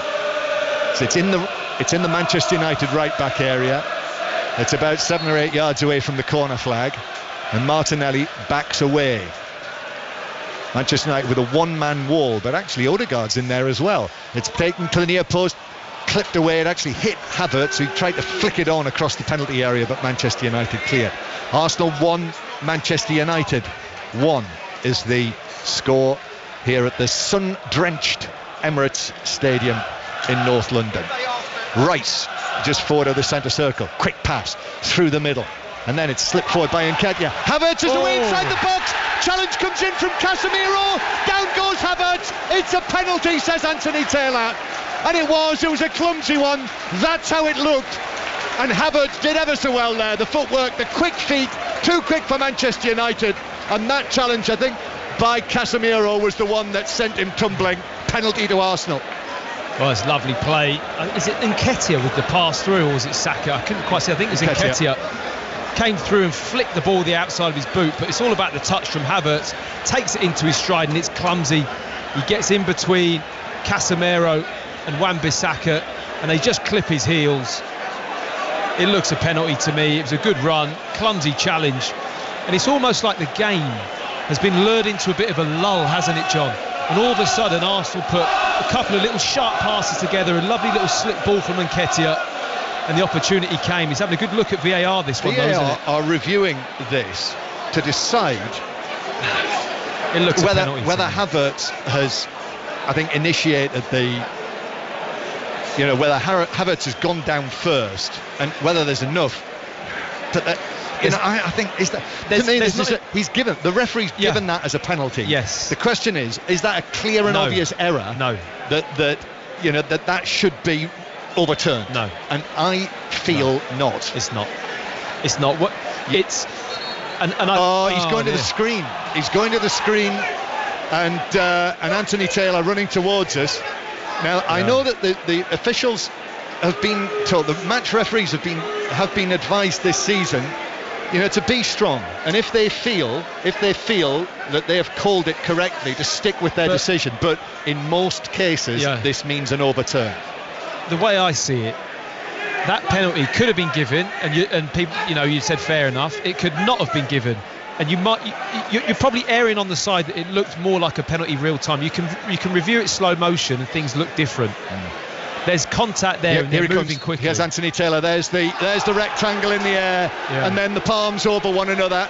And the decision is that the penalty has been overturned, and it is a free kick to Manchester United. The point is, when Kai Havertz is running through, it doesn't need a lot of contact in order to make this a penalty, because you have to gauge the quantities of contact in certain situations. There's enough of clipping his heels there. I guess the only thing is that he's going down a tad too early, I would say. Maybe. Well, he is. But there is contact. There's contact, and there's enough contact. You're clean through on goal, and you feel that clip of the heels. Well, there's anger here at the officials from the Arsenal supporters. It remains Arsenal 1, Manchester United 1. The 2020 international is over, and if you've been paying attention, I think people will know, Adam Mountford, which way it has gone. England 128 all out. New Zealand win by 74 after two dominant victories in the opening games of this series. England poor today, especially with the bat. Butler made 40, but 3 wickets for Sodhi and Jameson. England never really in it, so we'll have a decider Tuesday night at Trent Bridge. That'll be live on Sports Extra, John. Yes, the tennis will be on Sports Extra very shortly, the US Open. It is 1-1 here, Arsenal in possession. We're going to go to St Andrews in a moment or two, but the Arsenal fans, quite a few of them down here, as there can be from time to time, are quite angry and upset about that decision, and in all honesty, I don't blame them. And interestingly, it's actually been shown on the television screens here, which actually whipped them up further, and they cannot understand. Also significantly, we are going to see the Manchester United debut for the young Danish centre forward Rasmus Højlund in the next minutes, because he's being prepared by Erik ten Hag. But there's Eddie Nketiah playing it squared. Odegaard onto his left foot in the D, still going, he's beaten two men, still going, the angle's tight now, shoots goalwards, but straight to Onana, who's able to just pluck it out of the air, and then overarm it out for Martial through the middle, and Manchester United could be off with that throw from their goalkeeper, and Martial tries to set Rashford down the left wing, which he does. Saliba is there with him, so has to go back towards Martial, who's still out on the left wing. I think this will be Martial's last action. Let's see what he's able to do. Martial, little ball to Diogo Dalot, and then back towards the halfway line to Christian Eriksen. We will be going to St Andrews very shortly, but Martinez with the ball in the centre circle actually slows it to walking plays, and the Arsenal players, every one of them behind the ball. The score still Arsenal 1, Manchester United 1, and Arsenal feeling aggrieved at that penalty that was given their way was overturned by VAR. Certainly a discussion point for 606. Ball kept in by Martinelli on the left wing, did ever so well there. It was almost right on the white line. Still going now, Martinelli into the penalty area, up to the edge of the box, then slows. United have got defenders back. It's curled across the penalty area, aiming for Saka. Dalot got his head to it though, but Saka has retrieved possession for Arsenal, puts his foot on the ball, then taps it back towards Odegaard, slightly behind him. So the Arsenal captain, who was going to take the penalty, incidentally, Martin Odegaard, he gets it back on the left-hand side. Declan Rice now, ball stationary at his feet, goes back to the centre circle, to Gabriel to Zinchenko, and then Zinchenko square from him to Declan Rice. Arsenal back in their stride here. and the supporters back in good voice. Odegaard near the edge of the penalty area. He's dispossessed. Manchester United on the break. Rashford gives it to Martial. And these green and white striped shirts sweep forward for Manchester United. Rashford now. Ball right across the edge of the penalty area. But Gabriel was able to step forward and clear it away. And then Nketiah is caught by Martinez on the halfway line. The referee, though, plays the advantage. Odegaard's taking it forward. Saka's trying to get there to join him as well, but the Manchester United men are back. He didn't have any support there with Nketiah having been taken out of the game. Zinchenko, he's going to curl it in, took a deflection, and then it's headed up and behind, and it is behind for a corner to Arsenal, and a yellow card shown for Martinez for that challenge on the halfway line on Eddie Nketiah. So the Manchester United number 6 is booked. Corner to come in a moment. But what's the news from St Andrews at the Walker Cup? Ian Carter. Great Britain and Ireland are battling, but I think America are going to edge this. These final sequence of singles edging in the way of the Americans. They're leading 12-10. They need one more point to retain the trophy, the Americans, and they're up in 2 of the 4 matches still on the course. Thank you, Ian. By the way, the European Ryder Cup team will be finalised tomorrow, so listen out for that on 5 Live, and it will be covered in 5 Live Sport tomorrow night. And indeed, the Ryder Cup, the Solheim Cup, later this month. You'll hear it all here on 5 Live. And Arsenal still feeling upset about the way that penalty. They thought they had a penalty. It was overturned. Rasmus Højlund is going to come on now. And Martinez has actually hurt himself in that challenge on Nketiah. Yeah, he's gone down and it's not too good. He's kind of indicated that he's feeling something. But are we saying that Arsenal are rotating their penalty takers then, John? Because Saka took the last one, didn't he? And Odegaard scored at Crystal Palace. Yep, that's right. They must be just rotating it between the two, I assume. Interesting. It is. Right, well, Martinez is back on his feet. He's going to have to come off the field temporarily. Martial is leaving. We're going to see a double change because it's Harry Maguire who's stepping forward. Well, I'm not sure whether we expected that. And Martinez is injured. So it's Harry Maguire who is ironically being cheered onto the field by the Arsenal fans. And Martinez is not able to continue. So it's the old firm for Manchester United of Harry Maguire and Victor Lindelof back together. The old team back together in central defence, and for the first time this season, Harry Maguire named again in the England squad this week. He gets onto the field for the first time this season for Manchester United.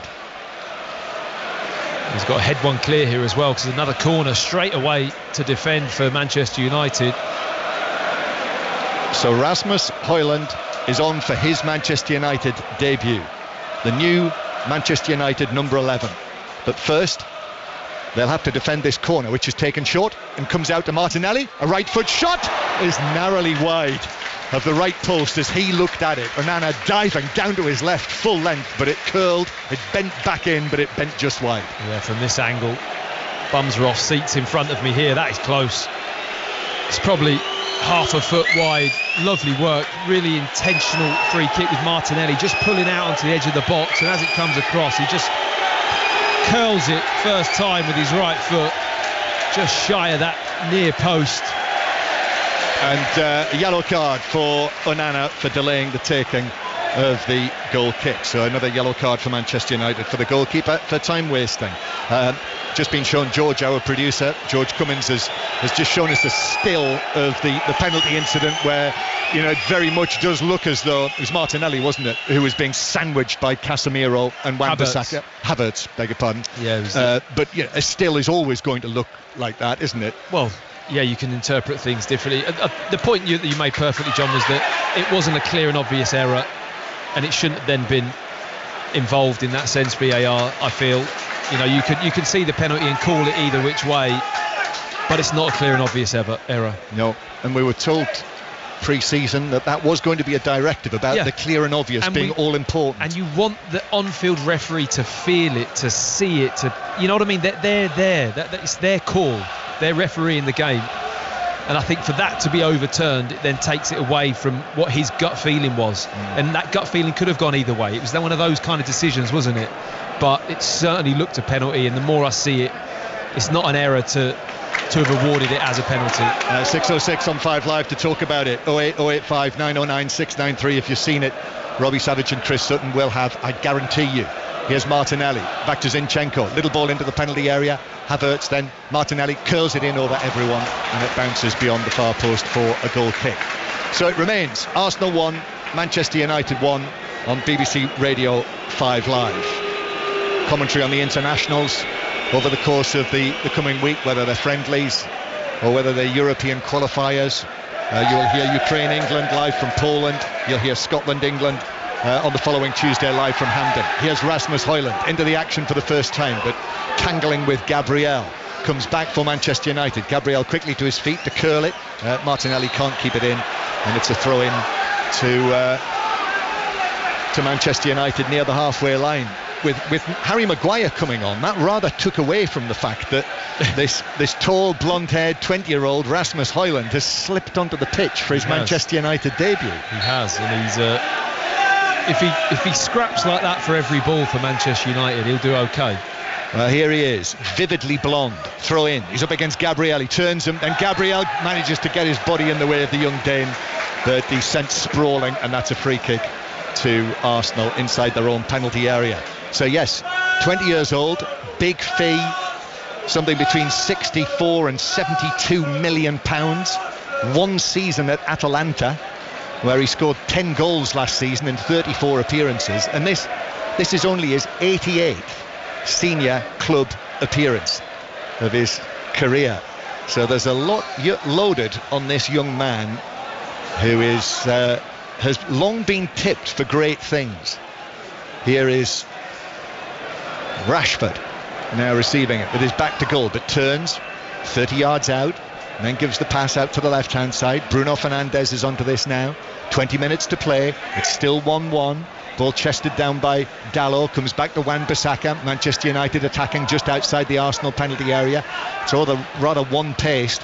Eriksen curls a high ball in, that's beyond the back post, but Rashford is able to retain possession for Manchester United, takes on White, beats him, pulls it back, Højlund's in there, it's a right scramble, and Arsenal, as the ball comes out, are able to clear it away through Declan Rice towards the halfway line, and Harry Maguire is able to hoist it down the right hand side. Anthony up against Zinchenko wins the throw-in for Manchester United. That was rather nifty footwork, wasn't it? Marcus Rashford, little flip-flap there. I don't know if there's a nutmeg involved as well, but that was super fast footwork from him to get himself all the way round to just about where the 6-yard box line meets the goal line. He was that close to the near post and very nearly sets up a goal. Just a bit of a scramble in the end, but lovely play from Rashford. I always enjoy it, Matthew Upson flip-flap. You like the flip-flop? Flip-flap, yeah, I do. Yeah. Arsenal 1, Manchester United 1, and Onana with the ball at his feet on the edge of the visiting penalty area, passes it to Wan-Bissaka. It goes towards Højlund. I've got him down as 6'3", but he doesn't look quite as tall as that to me. No, it doesn't. Rice passes it infield away from Bruno Fernandes, who looks to the heavens as Declan Rice sets Arsenal away again. Down the right hand side, here is Bukayo Saka. He's scored in his last 3 appearances for Arsenal against Manchester United, but not yet today. Rice forward to Saka in a central position. Go on, shout the Arsenal fans as Havertz gets it on the left wing, leaves it to Martinelli. Here's Declan Rice, just takes one touch, second touch infield towards Zinchenko, back to Declan Rice again, and then a 1-2 with Nketiah. Rice then couldn't find the pass through, and it's played by Anthony into Rice to win a throw-in for Manchester United. He's actually shown a bit of defensive responsibility in this game, Anthony, hasn't he? I think that side of his game certainly has got better. Did you see there? Well, after putting in that challenge, which was very good by Anthony, he got up, Casemiro came across, gave him a fist bump, and then kicked him up the backside. Here's Fernandes to Rashford at pace into the penalty area, shoots from the angle. That is a real toe poke effort, and it took a touch off White and behind for a corner. And the Manchester United fans in that lower section over there, you'll note if you've been to the Emirates as a visiting fan, they're all on their feet, waving their arms, cheering on Manchester United and Rashford. Yeah, he just tried to improvise a little bit there. He knew he wasn't going to have enough time to really get a proper shot off, so he just tries to toe poke it, deflects it out for a corner off an Arsenal defender. Corner then, Manchester United. Fernandes into the near post. That's easily headed away at the near post. However, it's come out to Anthony, who shoots into the crowded penalty area where it is blocked, and Arsenal play it away. 15 minutes to go here at the Emirates. 5 Live in the World Service from BBC Radio. Anthony steps in to win the ball back ahead of Martinelli. Anthony, remember him scoring at Old Trafford against Arsenal on his debut last season, and a very good goal it was as well, introducing himself to the Premier League. Manchester United go back to Harry Maguire. Still the Manchester United number 5. Could have been a West Ham player. Remember, the deal was agreed, but Harry Maguire said he was happy to stay and fight for his place. And Arsenal are going to make a triple change. Gabriel Jesus is coming on, certainly one of them, as Arsenal have it at the back with Zinchenko and then Martinelli, and Arsenal playing themselves up to the halfway line. Havertz slips it forward but into the heels of Anthony, and it bounces out of play for a throw-in to Arsenal near the halfway line. So Gabriel Jesus is coming on, Tomiyasu as well, and Vieira, I think, and Fabio Vieira. So it's a triple change, turning into a bit of a super sub for Arsenal. John, nobody wants that label, but he's been outstanding off the bench of late, certainly against Fulham. Goal and an assist, or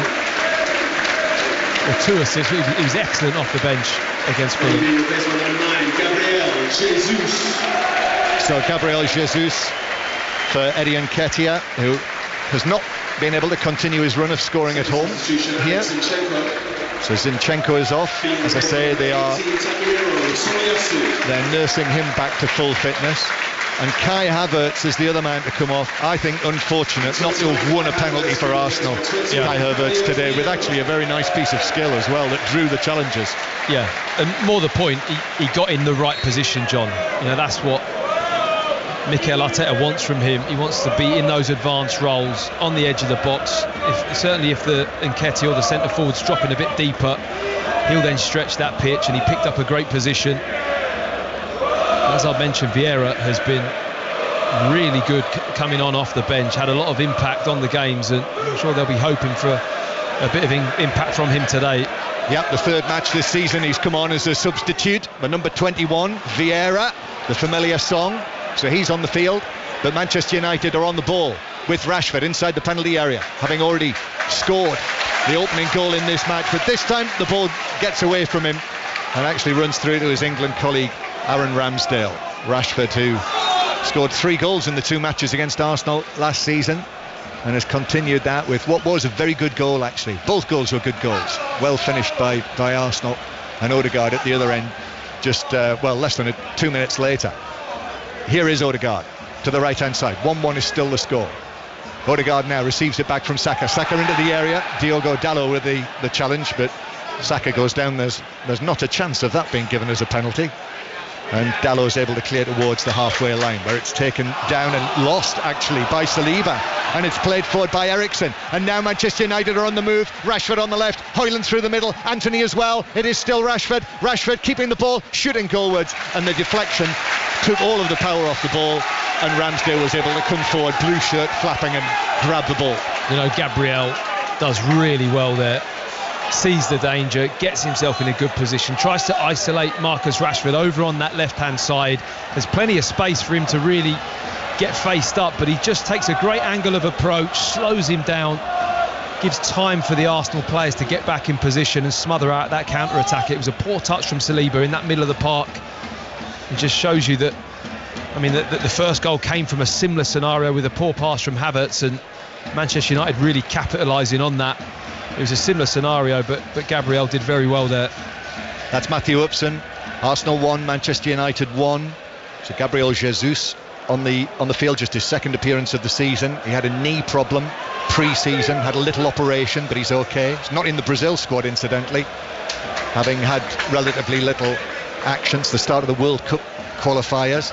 I noticed that Argentina are going to La Paz in the next week or so to play at altitude in Bolivia. So Lisandro Martinez and Alejandro Garnacho's on the bench for Manchester United will be off to the famous Bolivian capital. And the ball's out of play for a throw-in to Arsenal. In fact, a throw-in for Arsenal over on the right-hand side. 10 yards inside Manchester United territory. We've got 10 minutes to go. 6:06 will follow shortly afterwards on 5 Live to talk to Robbie Savage and Chris Sutton. So 08085 909 693 to join in the conversation. Tell them what you felt about the Arsenal penalty that wasn't. Arsenal with it on the right hand side. Gabriel Jesus weaving his way into the box and towards the dead ball line, keeps the ball in play, turns it back to the right hand side. Here's the cross, but it's over Wan-Bissaka, who allows it to bounce and is able to volley it away to Anthony, who might have been fouled by Tomiyasu. No, he wasn't. Play continues, and then it's given back by Vieira to Martinelli. Back to Vieira with his number 21 on the back of his shirt, passes it forward to Tomiyasu on the left hand side. Tomiyasu thought about the cross, but with his right foot gives it back to Vieira. He puts his foot on it, then gives it back to Tomiyasu, and then it's back to Vieira again. So Arsenal supporters say, come on, get it in the box. Tomiyasu, little ball towards Saka, he slips it forward nicely, and then Martinelli couldn't angle it back to him because Bruno Fernandes was there, who volleys it high away towards the halfway line. Just feels like it's lacking that bit of zip, but Martinelli provides that bit of zip there. Lovely footwork, then to the edge of the box to Jesus. Odegaard to the right hand side, ball swept right across. Saka with a chance, shoots straight at Onana, who went down on one knee and blocked it with his body. Big chance for Saka, not taken. It stays 1-1. Saka was 8 yards out, if that. What a chance. Bukayo Saka, he won't get a better chance to win this football match potentially. Great play from Martinelli, skipping through bodies, work it wide. It's a first time cross, side footed, just fizzed across. Just go and get on the end of that, and Saka's in an ideal position. Credit to Onana. Got himself, did he get his knee down, John? Can I put that knee down? Like did a long barrier, wasn't it? Yeah. I have to credit that as a good save at close range, but Saka should be burying that. He should. Arsenal won, Manchester United what he normally would. He would, yeah. He's been quite quiet in his second half, hasn't he? Not had much of the ball. Eric Ten Hag is signalling that he might be about to, looks as though it might be Johnny Evans making his official comeback. And that's the thing I was going to say to you, Matt. If Manchester United, if Eric Ten Hag had to make a change in central defence, which he did when Martinez picked up the knock, if Johnny Evans had come on then instead of Harry Maguire, then I mean that really would have. It kind of had to be Maguire, didn't it? Could have been a bit of a crushing blow. Yeah. You know, for a man in his squad, it had to be Maguire. Yeah. No, I agree. And here is Maguire at the back, turns and plays it forward, and the ball bounces for Arsenal. Anthony is saying, "Come on, I need better than that." Well, in fairness to Maguire, I'm not too sure what he's supposed to do with that ball. It's going back towards the corner of the pitch. He's not got too much option other than to whip that one up the line. If he tries to do some elaborate twirl on the ball, John, and get caught on it, everyone will be asking questions why he just didn't stick it down the line. So I don't think that's a bad choice from him there. Just a little point with England as well. The other defenders, central defenders in the England squad, are all left-sided defenders for their clubs in central defence. Harry Maguire here is playing right-sided with Lindelof on his left, showing that he can play on either side, and it may well be that's where he'll play for England in the absence of Stones, but we'll see about that next weekend. Here's Zinchenko, 10 yards inside his own half. I have to confess, sitting here watching this game, this does have the feel that it will finish 1-1, but we'll see. Agree or disagree? I feel there's a winner in this. Do you now? John, yeah. It's not often you and I violently disagree, is it? It's been a cagey second half, isn't it? Not a lot of. Well, Arsenal should have had a penalty. I think sitting here as a neutral, that would be my call on that. Garnacho, before he goes off to La Paz, will come onto the field at the Emirates, and that is it for Anthony. Not the most popular among the Arsenal supporters, so he will leave the field, and so will Victor Lindelof. So Evans and Maguire, the Manchester United central defensive pairing. I suddenly feel like I'm back in my 40s. So welcome back, Johnny Evans, number 35, at the age of 35, making his first appearance for Manchester United since 2015. Wow. Where are we now? 2023. That's a big gap. Maguire and Evans centre-backs, huh? Yeah. You wouldn't have thought it, would you? No. Just look at that replay of... That's the power of love. Just look at the replay of Saka's chance, John. That was a good chance. Not taken. Arsenal coming forward. Ball in from the right-hand side. Saka's after this. Bounces away. Cross from White, who's got a lot on that. He's pumped it right across the penalty area. Wan-Bissaka did well to get a touch on that and not put it out for a corner. However, ball still in play with Martinelli. Takes on Wan-Bissaka. Challenges for it right at the point where the penalty area meets the dead ball line and tackles it out successfully for a corner. I think when I go to sleep tonight, I'm just going to hear your voice going, Wan-Bissaka against Martinelli. Yeah, corner. Tackle from Wan-Bissaka. Well, if anything, I'll send you off to sleep. Here's a corner then for Martinelli. Arsenal have had, well, they had 8 in the first half. I think it's just their second of the second half. Feels like more. Most have been taken by Martinelli. This corner taken by Martinelli. That's really poor. And it's easily cleared away at the near post by Bruno Fernandes. 5 minutes to go. Matthew Upson is certain that there will be another goal in this match. Yeah. So we'll find out, won't we? There's a restlessness in the Emirates at the moment. I think they're willing for more. They can see that a win here would just be such a massive result for Arsenal at the moment, given that point last weekend against Fulham. And it's a game that I think they feel they're good enough to beat Manchester United at the moment. Ball in the centre circle with Saliba. Now it goes out to Saka. Saka against Dalot. Little ball infield towards Odegaard. Tried to give it back to Saka inside the penalty area, but Dalot went with him. And Johnny Evans is there for his first touch to clear it away. Relegated with Leicester City last season, and now here he is, involved with his old club in the Champions League this season, if he's on the squad list.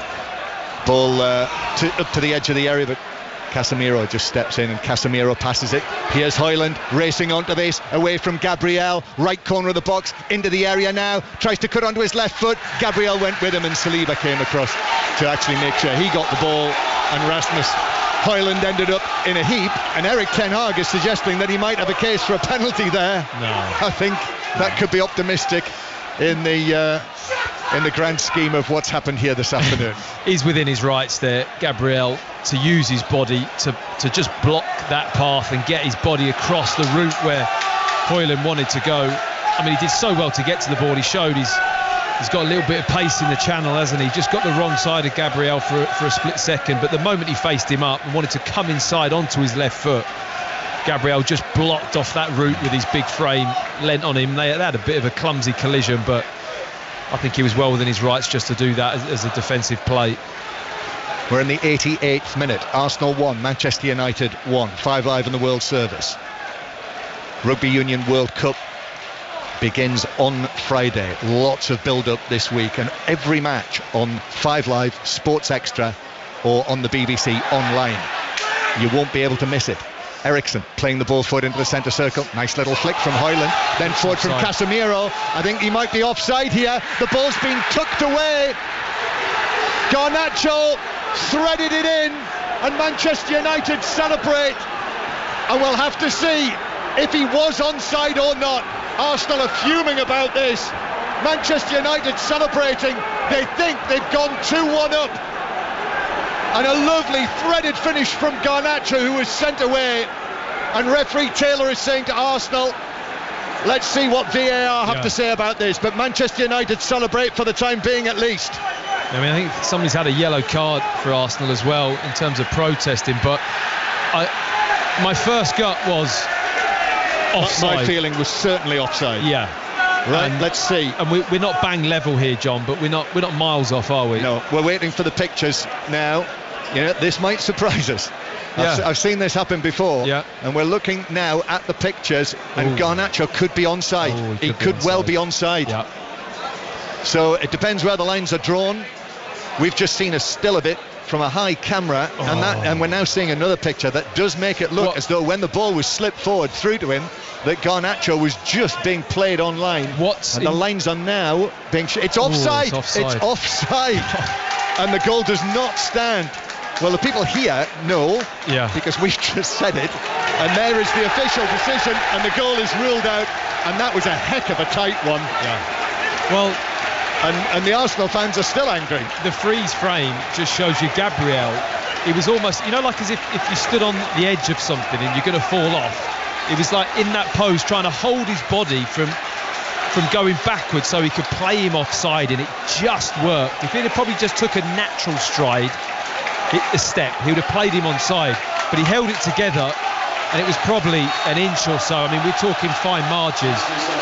But take nothing away from the finish, though. John Garnacho coming on, clean through one-on-one, cool as you like. Just slotted it, didn't he? In the corner, down to the left-hand side of Ramsdale. It was a lovely finish from Garnacho, 1v1. So it is still Arsenal 1, Manchester United 1 after all that. And Manchester United with a free kick. Reece Nelson has come on to replace Martinelli, by the way. And strange one in that one Arsenal fan, 8 minutes of added time, 8 minutes still to play. One Arsenal fan down here, after seeing the Manchester United goal ruled out for offside by VAR, said, just to our left, he said, that's it, I've had it with VAR. And he's walked out. Yet perhaps he was a United ruled fan. out. Maybe he was brave. He didn't look like it. Perhaps he was brave. Arsenal 1, Manchester United 1. Lots to talk about with 606 on 5 Live with Robbie Savage and Chris Sutton. You can read all about it, football pages of the BBC Sport website, and then download the 5 Live Football Daily podcast in the morning. Subscribe for free from BBC Sounds. Neda Manua every Monday morning this season on it. It's interesting, these screens here, isn't it, that give certain clusters of fans the privilege of seeing the decisions and making them even more angry than they already are. Rice, long ball from him, but that's way beyond Saka, and Johnny Evans just hooks it back to Anana, who passes it out to Johnny Evans, and then forward it goes to Eriksson, who passes it back into central defence. Johnny Evans, if he is in that Champions League squad, Manchester United starting off in Munich against Bayern Munich, and Harry Kane, you'll hear that match on 5 live from Munich, as well as so many Champions League and European commentaries. Manchester United in that group of Copenhagen and Galatasaray. Maguire sliding this one forward out towards the left-hand side. Arsenal back in the Champions League as well this season. Garnacho hoping to get it back, but the ball was passed forward by Dalot, and it was blocked by Arsenal on the edge of the penalty area. And then it bounces for Højlund, but there was a foul on Odegaard, and it's a free kick to Arsenal halfway inside their own half. So 8 minutes being added on. We've already had 2 minutes, so 6 to go. But just the match it's been a bit of niggle. It's been scrappy often at times, and obviously controversy as well. And Mikel Arteta, you'll hear him hopefully live on 606. Mikel Arteta, the live interviews, Erik ten Hag as well, so stay with us for that. But a free kick to Arsenal again, halfway inside their own half. It's played across to Saliba, and now Gabriel forward towards Tomiyasu, inside Manchester United territory. Back it goes. Gabriel puts his foot on the ball, takes a couple of big strides into Manchester United territory, and then finds the pass down the left towards Vieira, who just keeps it in. Vieira cuts back onto his right foot. Arsenal fans in front of us just get to their feet, so we have to do that the same. Then it comes back to Gabriel, and now Vieira again, little ball in. Nelson is there, Reece Nelson. Back to Gabriel again, square from him. Declan Rice, Manchester United now, everyone back behind the ball as Rice steers it towards the right hand side. Saka is there, coming in from the right hand side. Once again Declan Rice out to the far side, where Arsenal then come back centrally towards Saliba. Odegaard towards Saka again. Lots of Arsenal possession. Saka rides one challenge, but then there's another challenge from Bruno Fernandes. Saka keeps it though, plays it out to the left hand side. Nelson's onto this. Nelson then pulls it back to the edge of the area, took a deflection. Tomiyasu slides in on that and catches Bruno Fernandes. who goes down rather theatrically. He's made a lot of that, but he was caught by the Arsenal defender, but no free kick was given, and Nelson comes forward again, ball back towards the edge of the penalty area, it bounces off Evans, bounces for Arsenal, Tomiyasu back to Nelson again, but Nelson's heavy touch means that Wan-Bissaka was able to step in and put it out for a throw. Yeah, just not quite delivering the quality into the box, Arsenal, getting into these little areas on the outside of the 18-yard box, but A, there's not too much in the box, and B, just the quality of delivery, finding that little pass or the 1-2 link up just isn't quite there for them at the moment. With a ball to the edge of the area, Arsenal still gently asking the questions. Needs to be more urgent than that now. Tomiyasu and Gabriel, left-footed cross from Gabriel, the central defender. That's headed away near the edge of the penalty area by Dalot for Manchester United. Still 1-1 the score. Declan Rice now running the ball forward and to the left. Tomiyasu back centrally again. We're in the 5th minute of added time, so still 3 minutes to go. The score locked at 1-1, and Arsenal in possession on the right hand side. It's lifted forward by White into the penalty area, bounces out to Gabriel Jesus, who's in the full-back position, cuts back onto his left foot, then back onto his right, and then gives it to Odegaard, who tries the shot from the angle, which actually took a flick off a Manchester United man as it flew across goal and high, and it is a corner for Arsenal from the right. Deep in added time. Under Mikel Arteta, they've had some very notable, very late goals in matches here at the Emirates. It's not that rare. Saka waiting to take this. Saka just moves from foot to foot off the pitch, and then little steps from Bukayo Saka, a high one towards the back post, which is chested down by Declan Rice and driven in by a deflection. It beats Onana, diving down to the foot of his post, and Arsenal have done it, and it's Declan Rice, the record signing, with his first goal for Arsenal to win the match against Manchester United. That's the way to do it. Arsenal 2, Manchester United 1. Wow, late drama here at the Emirates, and not for the first time. Another corner, John. It was going to take its toll eventually, surely, the amount of corners that Arsenal have had in this game. It was a deep delivery from Saka into that back post area, and from then on it was relatively simple. Declan Rice backpedaling off that back post. For me, the setup of the chest, he takes it on his chest, was a brilliant touch, because it just allowed him to get a clean strike on the ball. He drifts into that area unopposed, and it's a half volley strike into the near post. Onana's going to be a little bit disappointed, I will say. There's not that many bodies to go through. A little bit of a deflection. Evans? Johnny Evans. Yeah, touch. That took it into the bottom corner to the right of Onana. Yeah. And squirms underneath him, doesn't it, in that near post area. And Anthony Taylor is walking across to this side of the field. The goal stands, don't worry about that. But I think somebody's going to be yellow carded. One of the Arsenal coaching staff has been yellow carded. I can't quite work that out. I mean, Arsenal have just scored the goal to win the game. Yeah. And Declan Rice, what a moment for him. Declan Rice scoring that goal in the 7th minute of added time to win a match against Manchester United. I mean, that is fairy tale stuff. Yeah. For a young boy who dreamed of playing the sport, who becomes a £105 million player, and now Arsenal are delaying the taking of a throw-in, so another yellow card's been shown. I think that is for Jorginho, I think he's been booked, and he hasn't even got on the field yet. It's either him or Odegaard.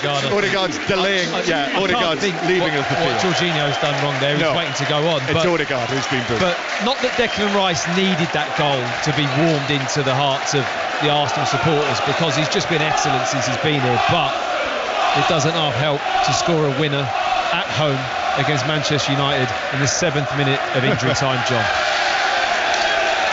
That is quite a script.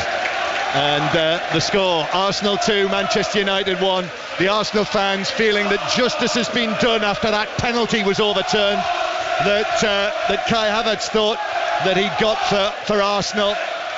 for a little while, it seemed that Manchester United might be in front when Garnacho put the ball in the net, but that was ruled out for offside, rightly, although it was very, very tight. And now Declan Rice, with the aid of a little deflection off Johnny Evans, and Nana got a hand to it as well, down at the foot of his right post, but couldn't keep it out. And a great celebration from Declan Rice, running away. He was mad, actually. He slid on his knees. There was a camera crew on the, I don't know whether you spotted that. There's a camera crew following him on the pitch in the aftermath of the goal. I don't know what they were doing on there. I mean, that's not right. Documentary, John. Fly on the wall, fly on the pitch. And it's a throw-in for Manchester United now. Well, this really would be dramatic if Højlund were to score to make it 2-2 on his debut for Manchester United. Ball into the area, it's cleared away, bounces out. We're now in the 10th minute of added time. I mean, at least 2 minutes will have had to be added on for the celebration. It did feel like there was going to be a winner though, John, didn't it? Long ball to the edge of the area for Arsenal. That's cleared away. That looked like a handball by Jesus on the halfway line. It was.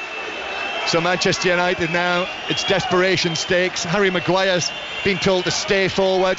So Harry Maguire up front with Højlund. Last seconds of the match here at the Emirates. Eriksen curls it forward. That's headed up and away by Saliba. It comes out. Rashford put the challenge in, but it bounced away, and Vieira plays it through the middle for Jesus. And Jesus, Dalot tried to catch him. He beats Dalot, and he puts it in the net for 3-1 to Arsenal. What a finish! They're dancing in the stands at the Emirates. Arsenal players running in all directions. Super finish from Gabriel Jesus to wrap up the points, to win the match, to beat Manchester United. 3-1 now. Well, that penalty decision that didn't go Arsenal's way is long forgotten at the Emirates at the moment. I mean, it is bouncing, absolutely bouncing with the supporters. They are thoroughly enjoying this. It's just a breakaway goal. The Man United throwing everything forwards. It's really well done by Vieira again, John, who's coming off the bench, and an assist from him to find the pass into Jesus, but he coolly allows Darlow, who's running full tilt to try and get the block. He just allows him to slide right by him as he just chops inside into his right foot and then strokes it home into the far corner. I think he scored in the 12th minute of added time. Yeah, I think it is. I think you're probably Just right. wait for confirmation of that. Maybe the 11th. The goals in the 7th, and I think the 12th minute of added time. So we've had 4 minutes of injury time in injury time. Amazing scenes, really. The Manchester United supporters now are vacating the Emirates very, very quickly. We're now we're well into the 12th minute of added time. We're entering the 13th minute of added time, and it is Arsenal 3, Manchester United 1. And Wan-Bissaka, I think, was caught there. So it's the ball's just bounced out of play, or is it? No, it was a foul on Wan-Bissaka. So free kick to Manchester United.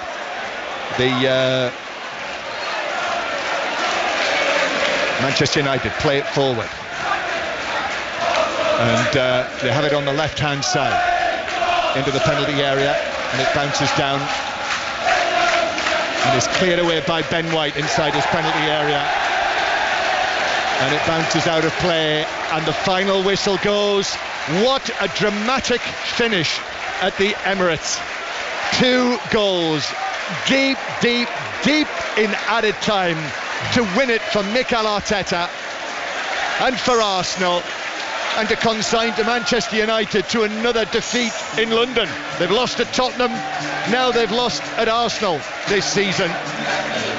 What a finish. I'm not sure it necessarily matched the game that we saw, but 3-1 to Arsenal, Matthew Upson. Yeah, I mean, what more can you say about the end of this game? It's just, it was a bit of a dead second half, then all of a sudden it has come to life, and Declan Rice just making it happen with his finish, and then right at the death there, Manchester United fully committed going forwards, looking for an equaliser, leave themselves exposed for a counter-attacking goal of top quality finish from Jesus, who just drew the challenge from Darlow, but I mean, an eventful game, and in a game I feel Arsenal needed to win. They needed this win, John, just to keep them going in that hunt for feeling they're going to be mixing it with Manchester City in this title race this season.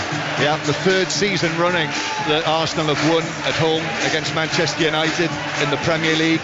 So that's 3 wins out of 4 for Arsenal, everything looking good. They've joined that group on 10 points, just off Manchester City.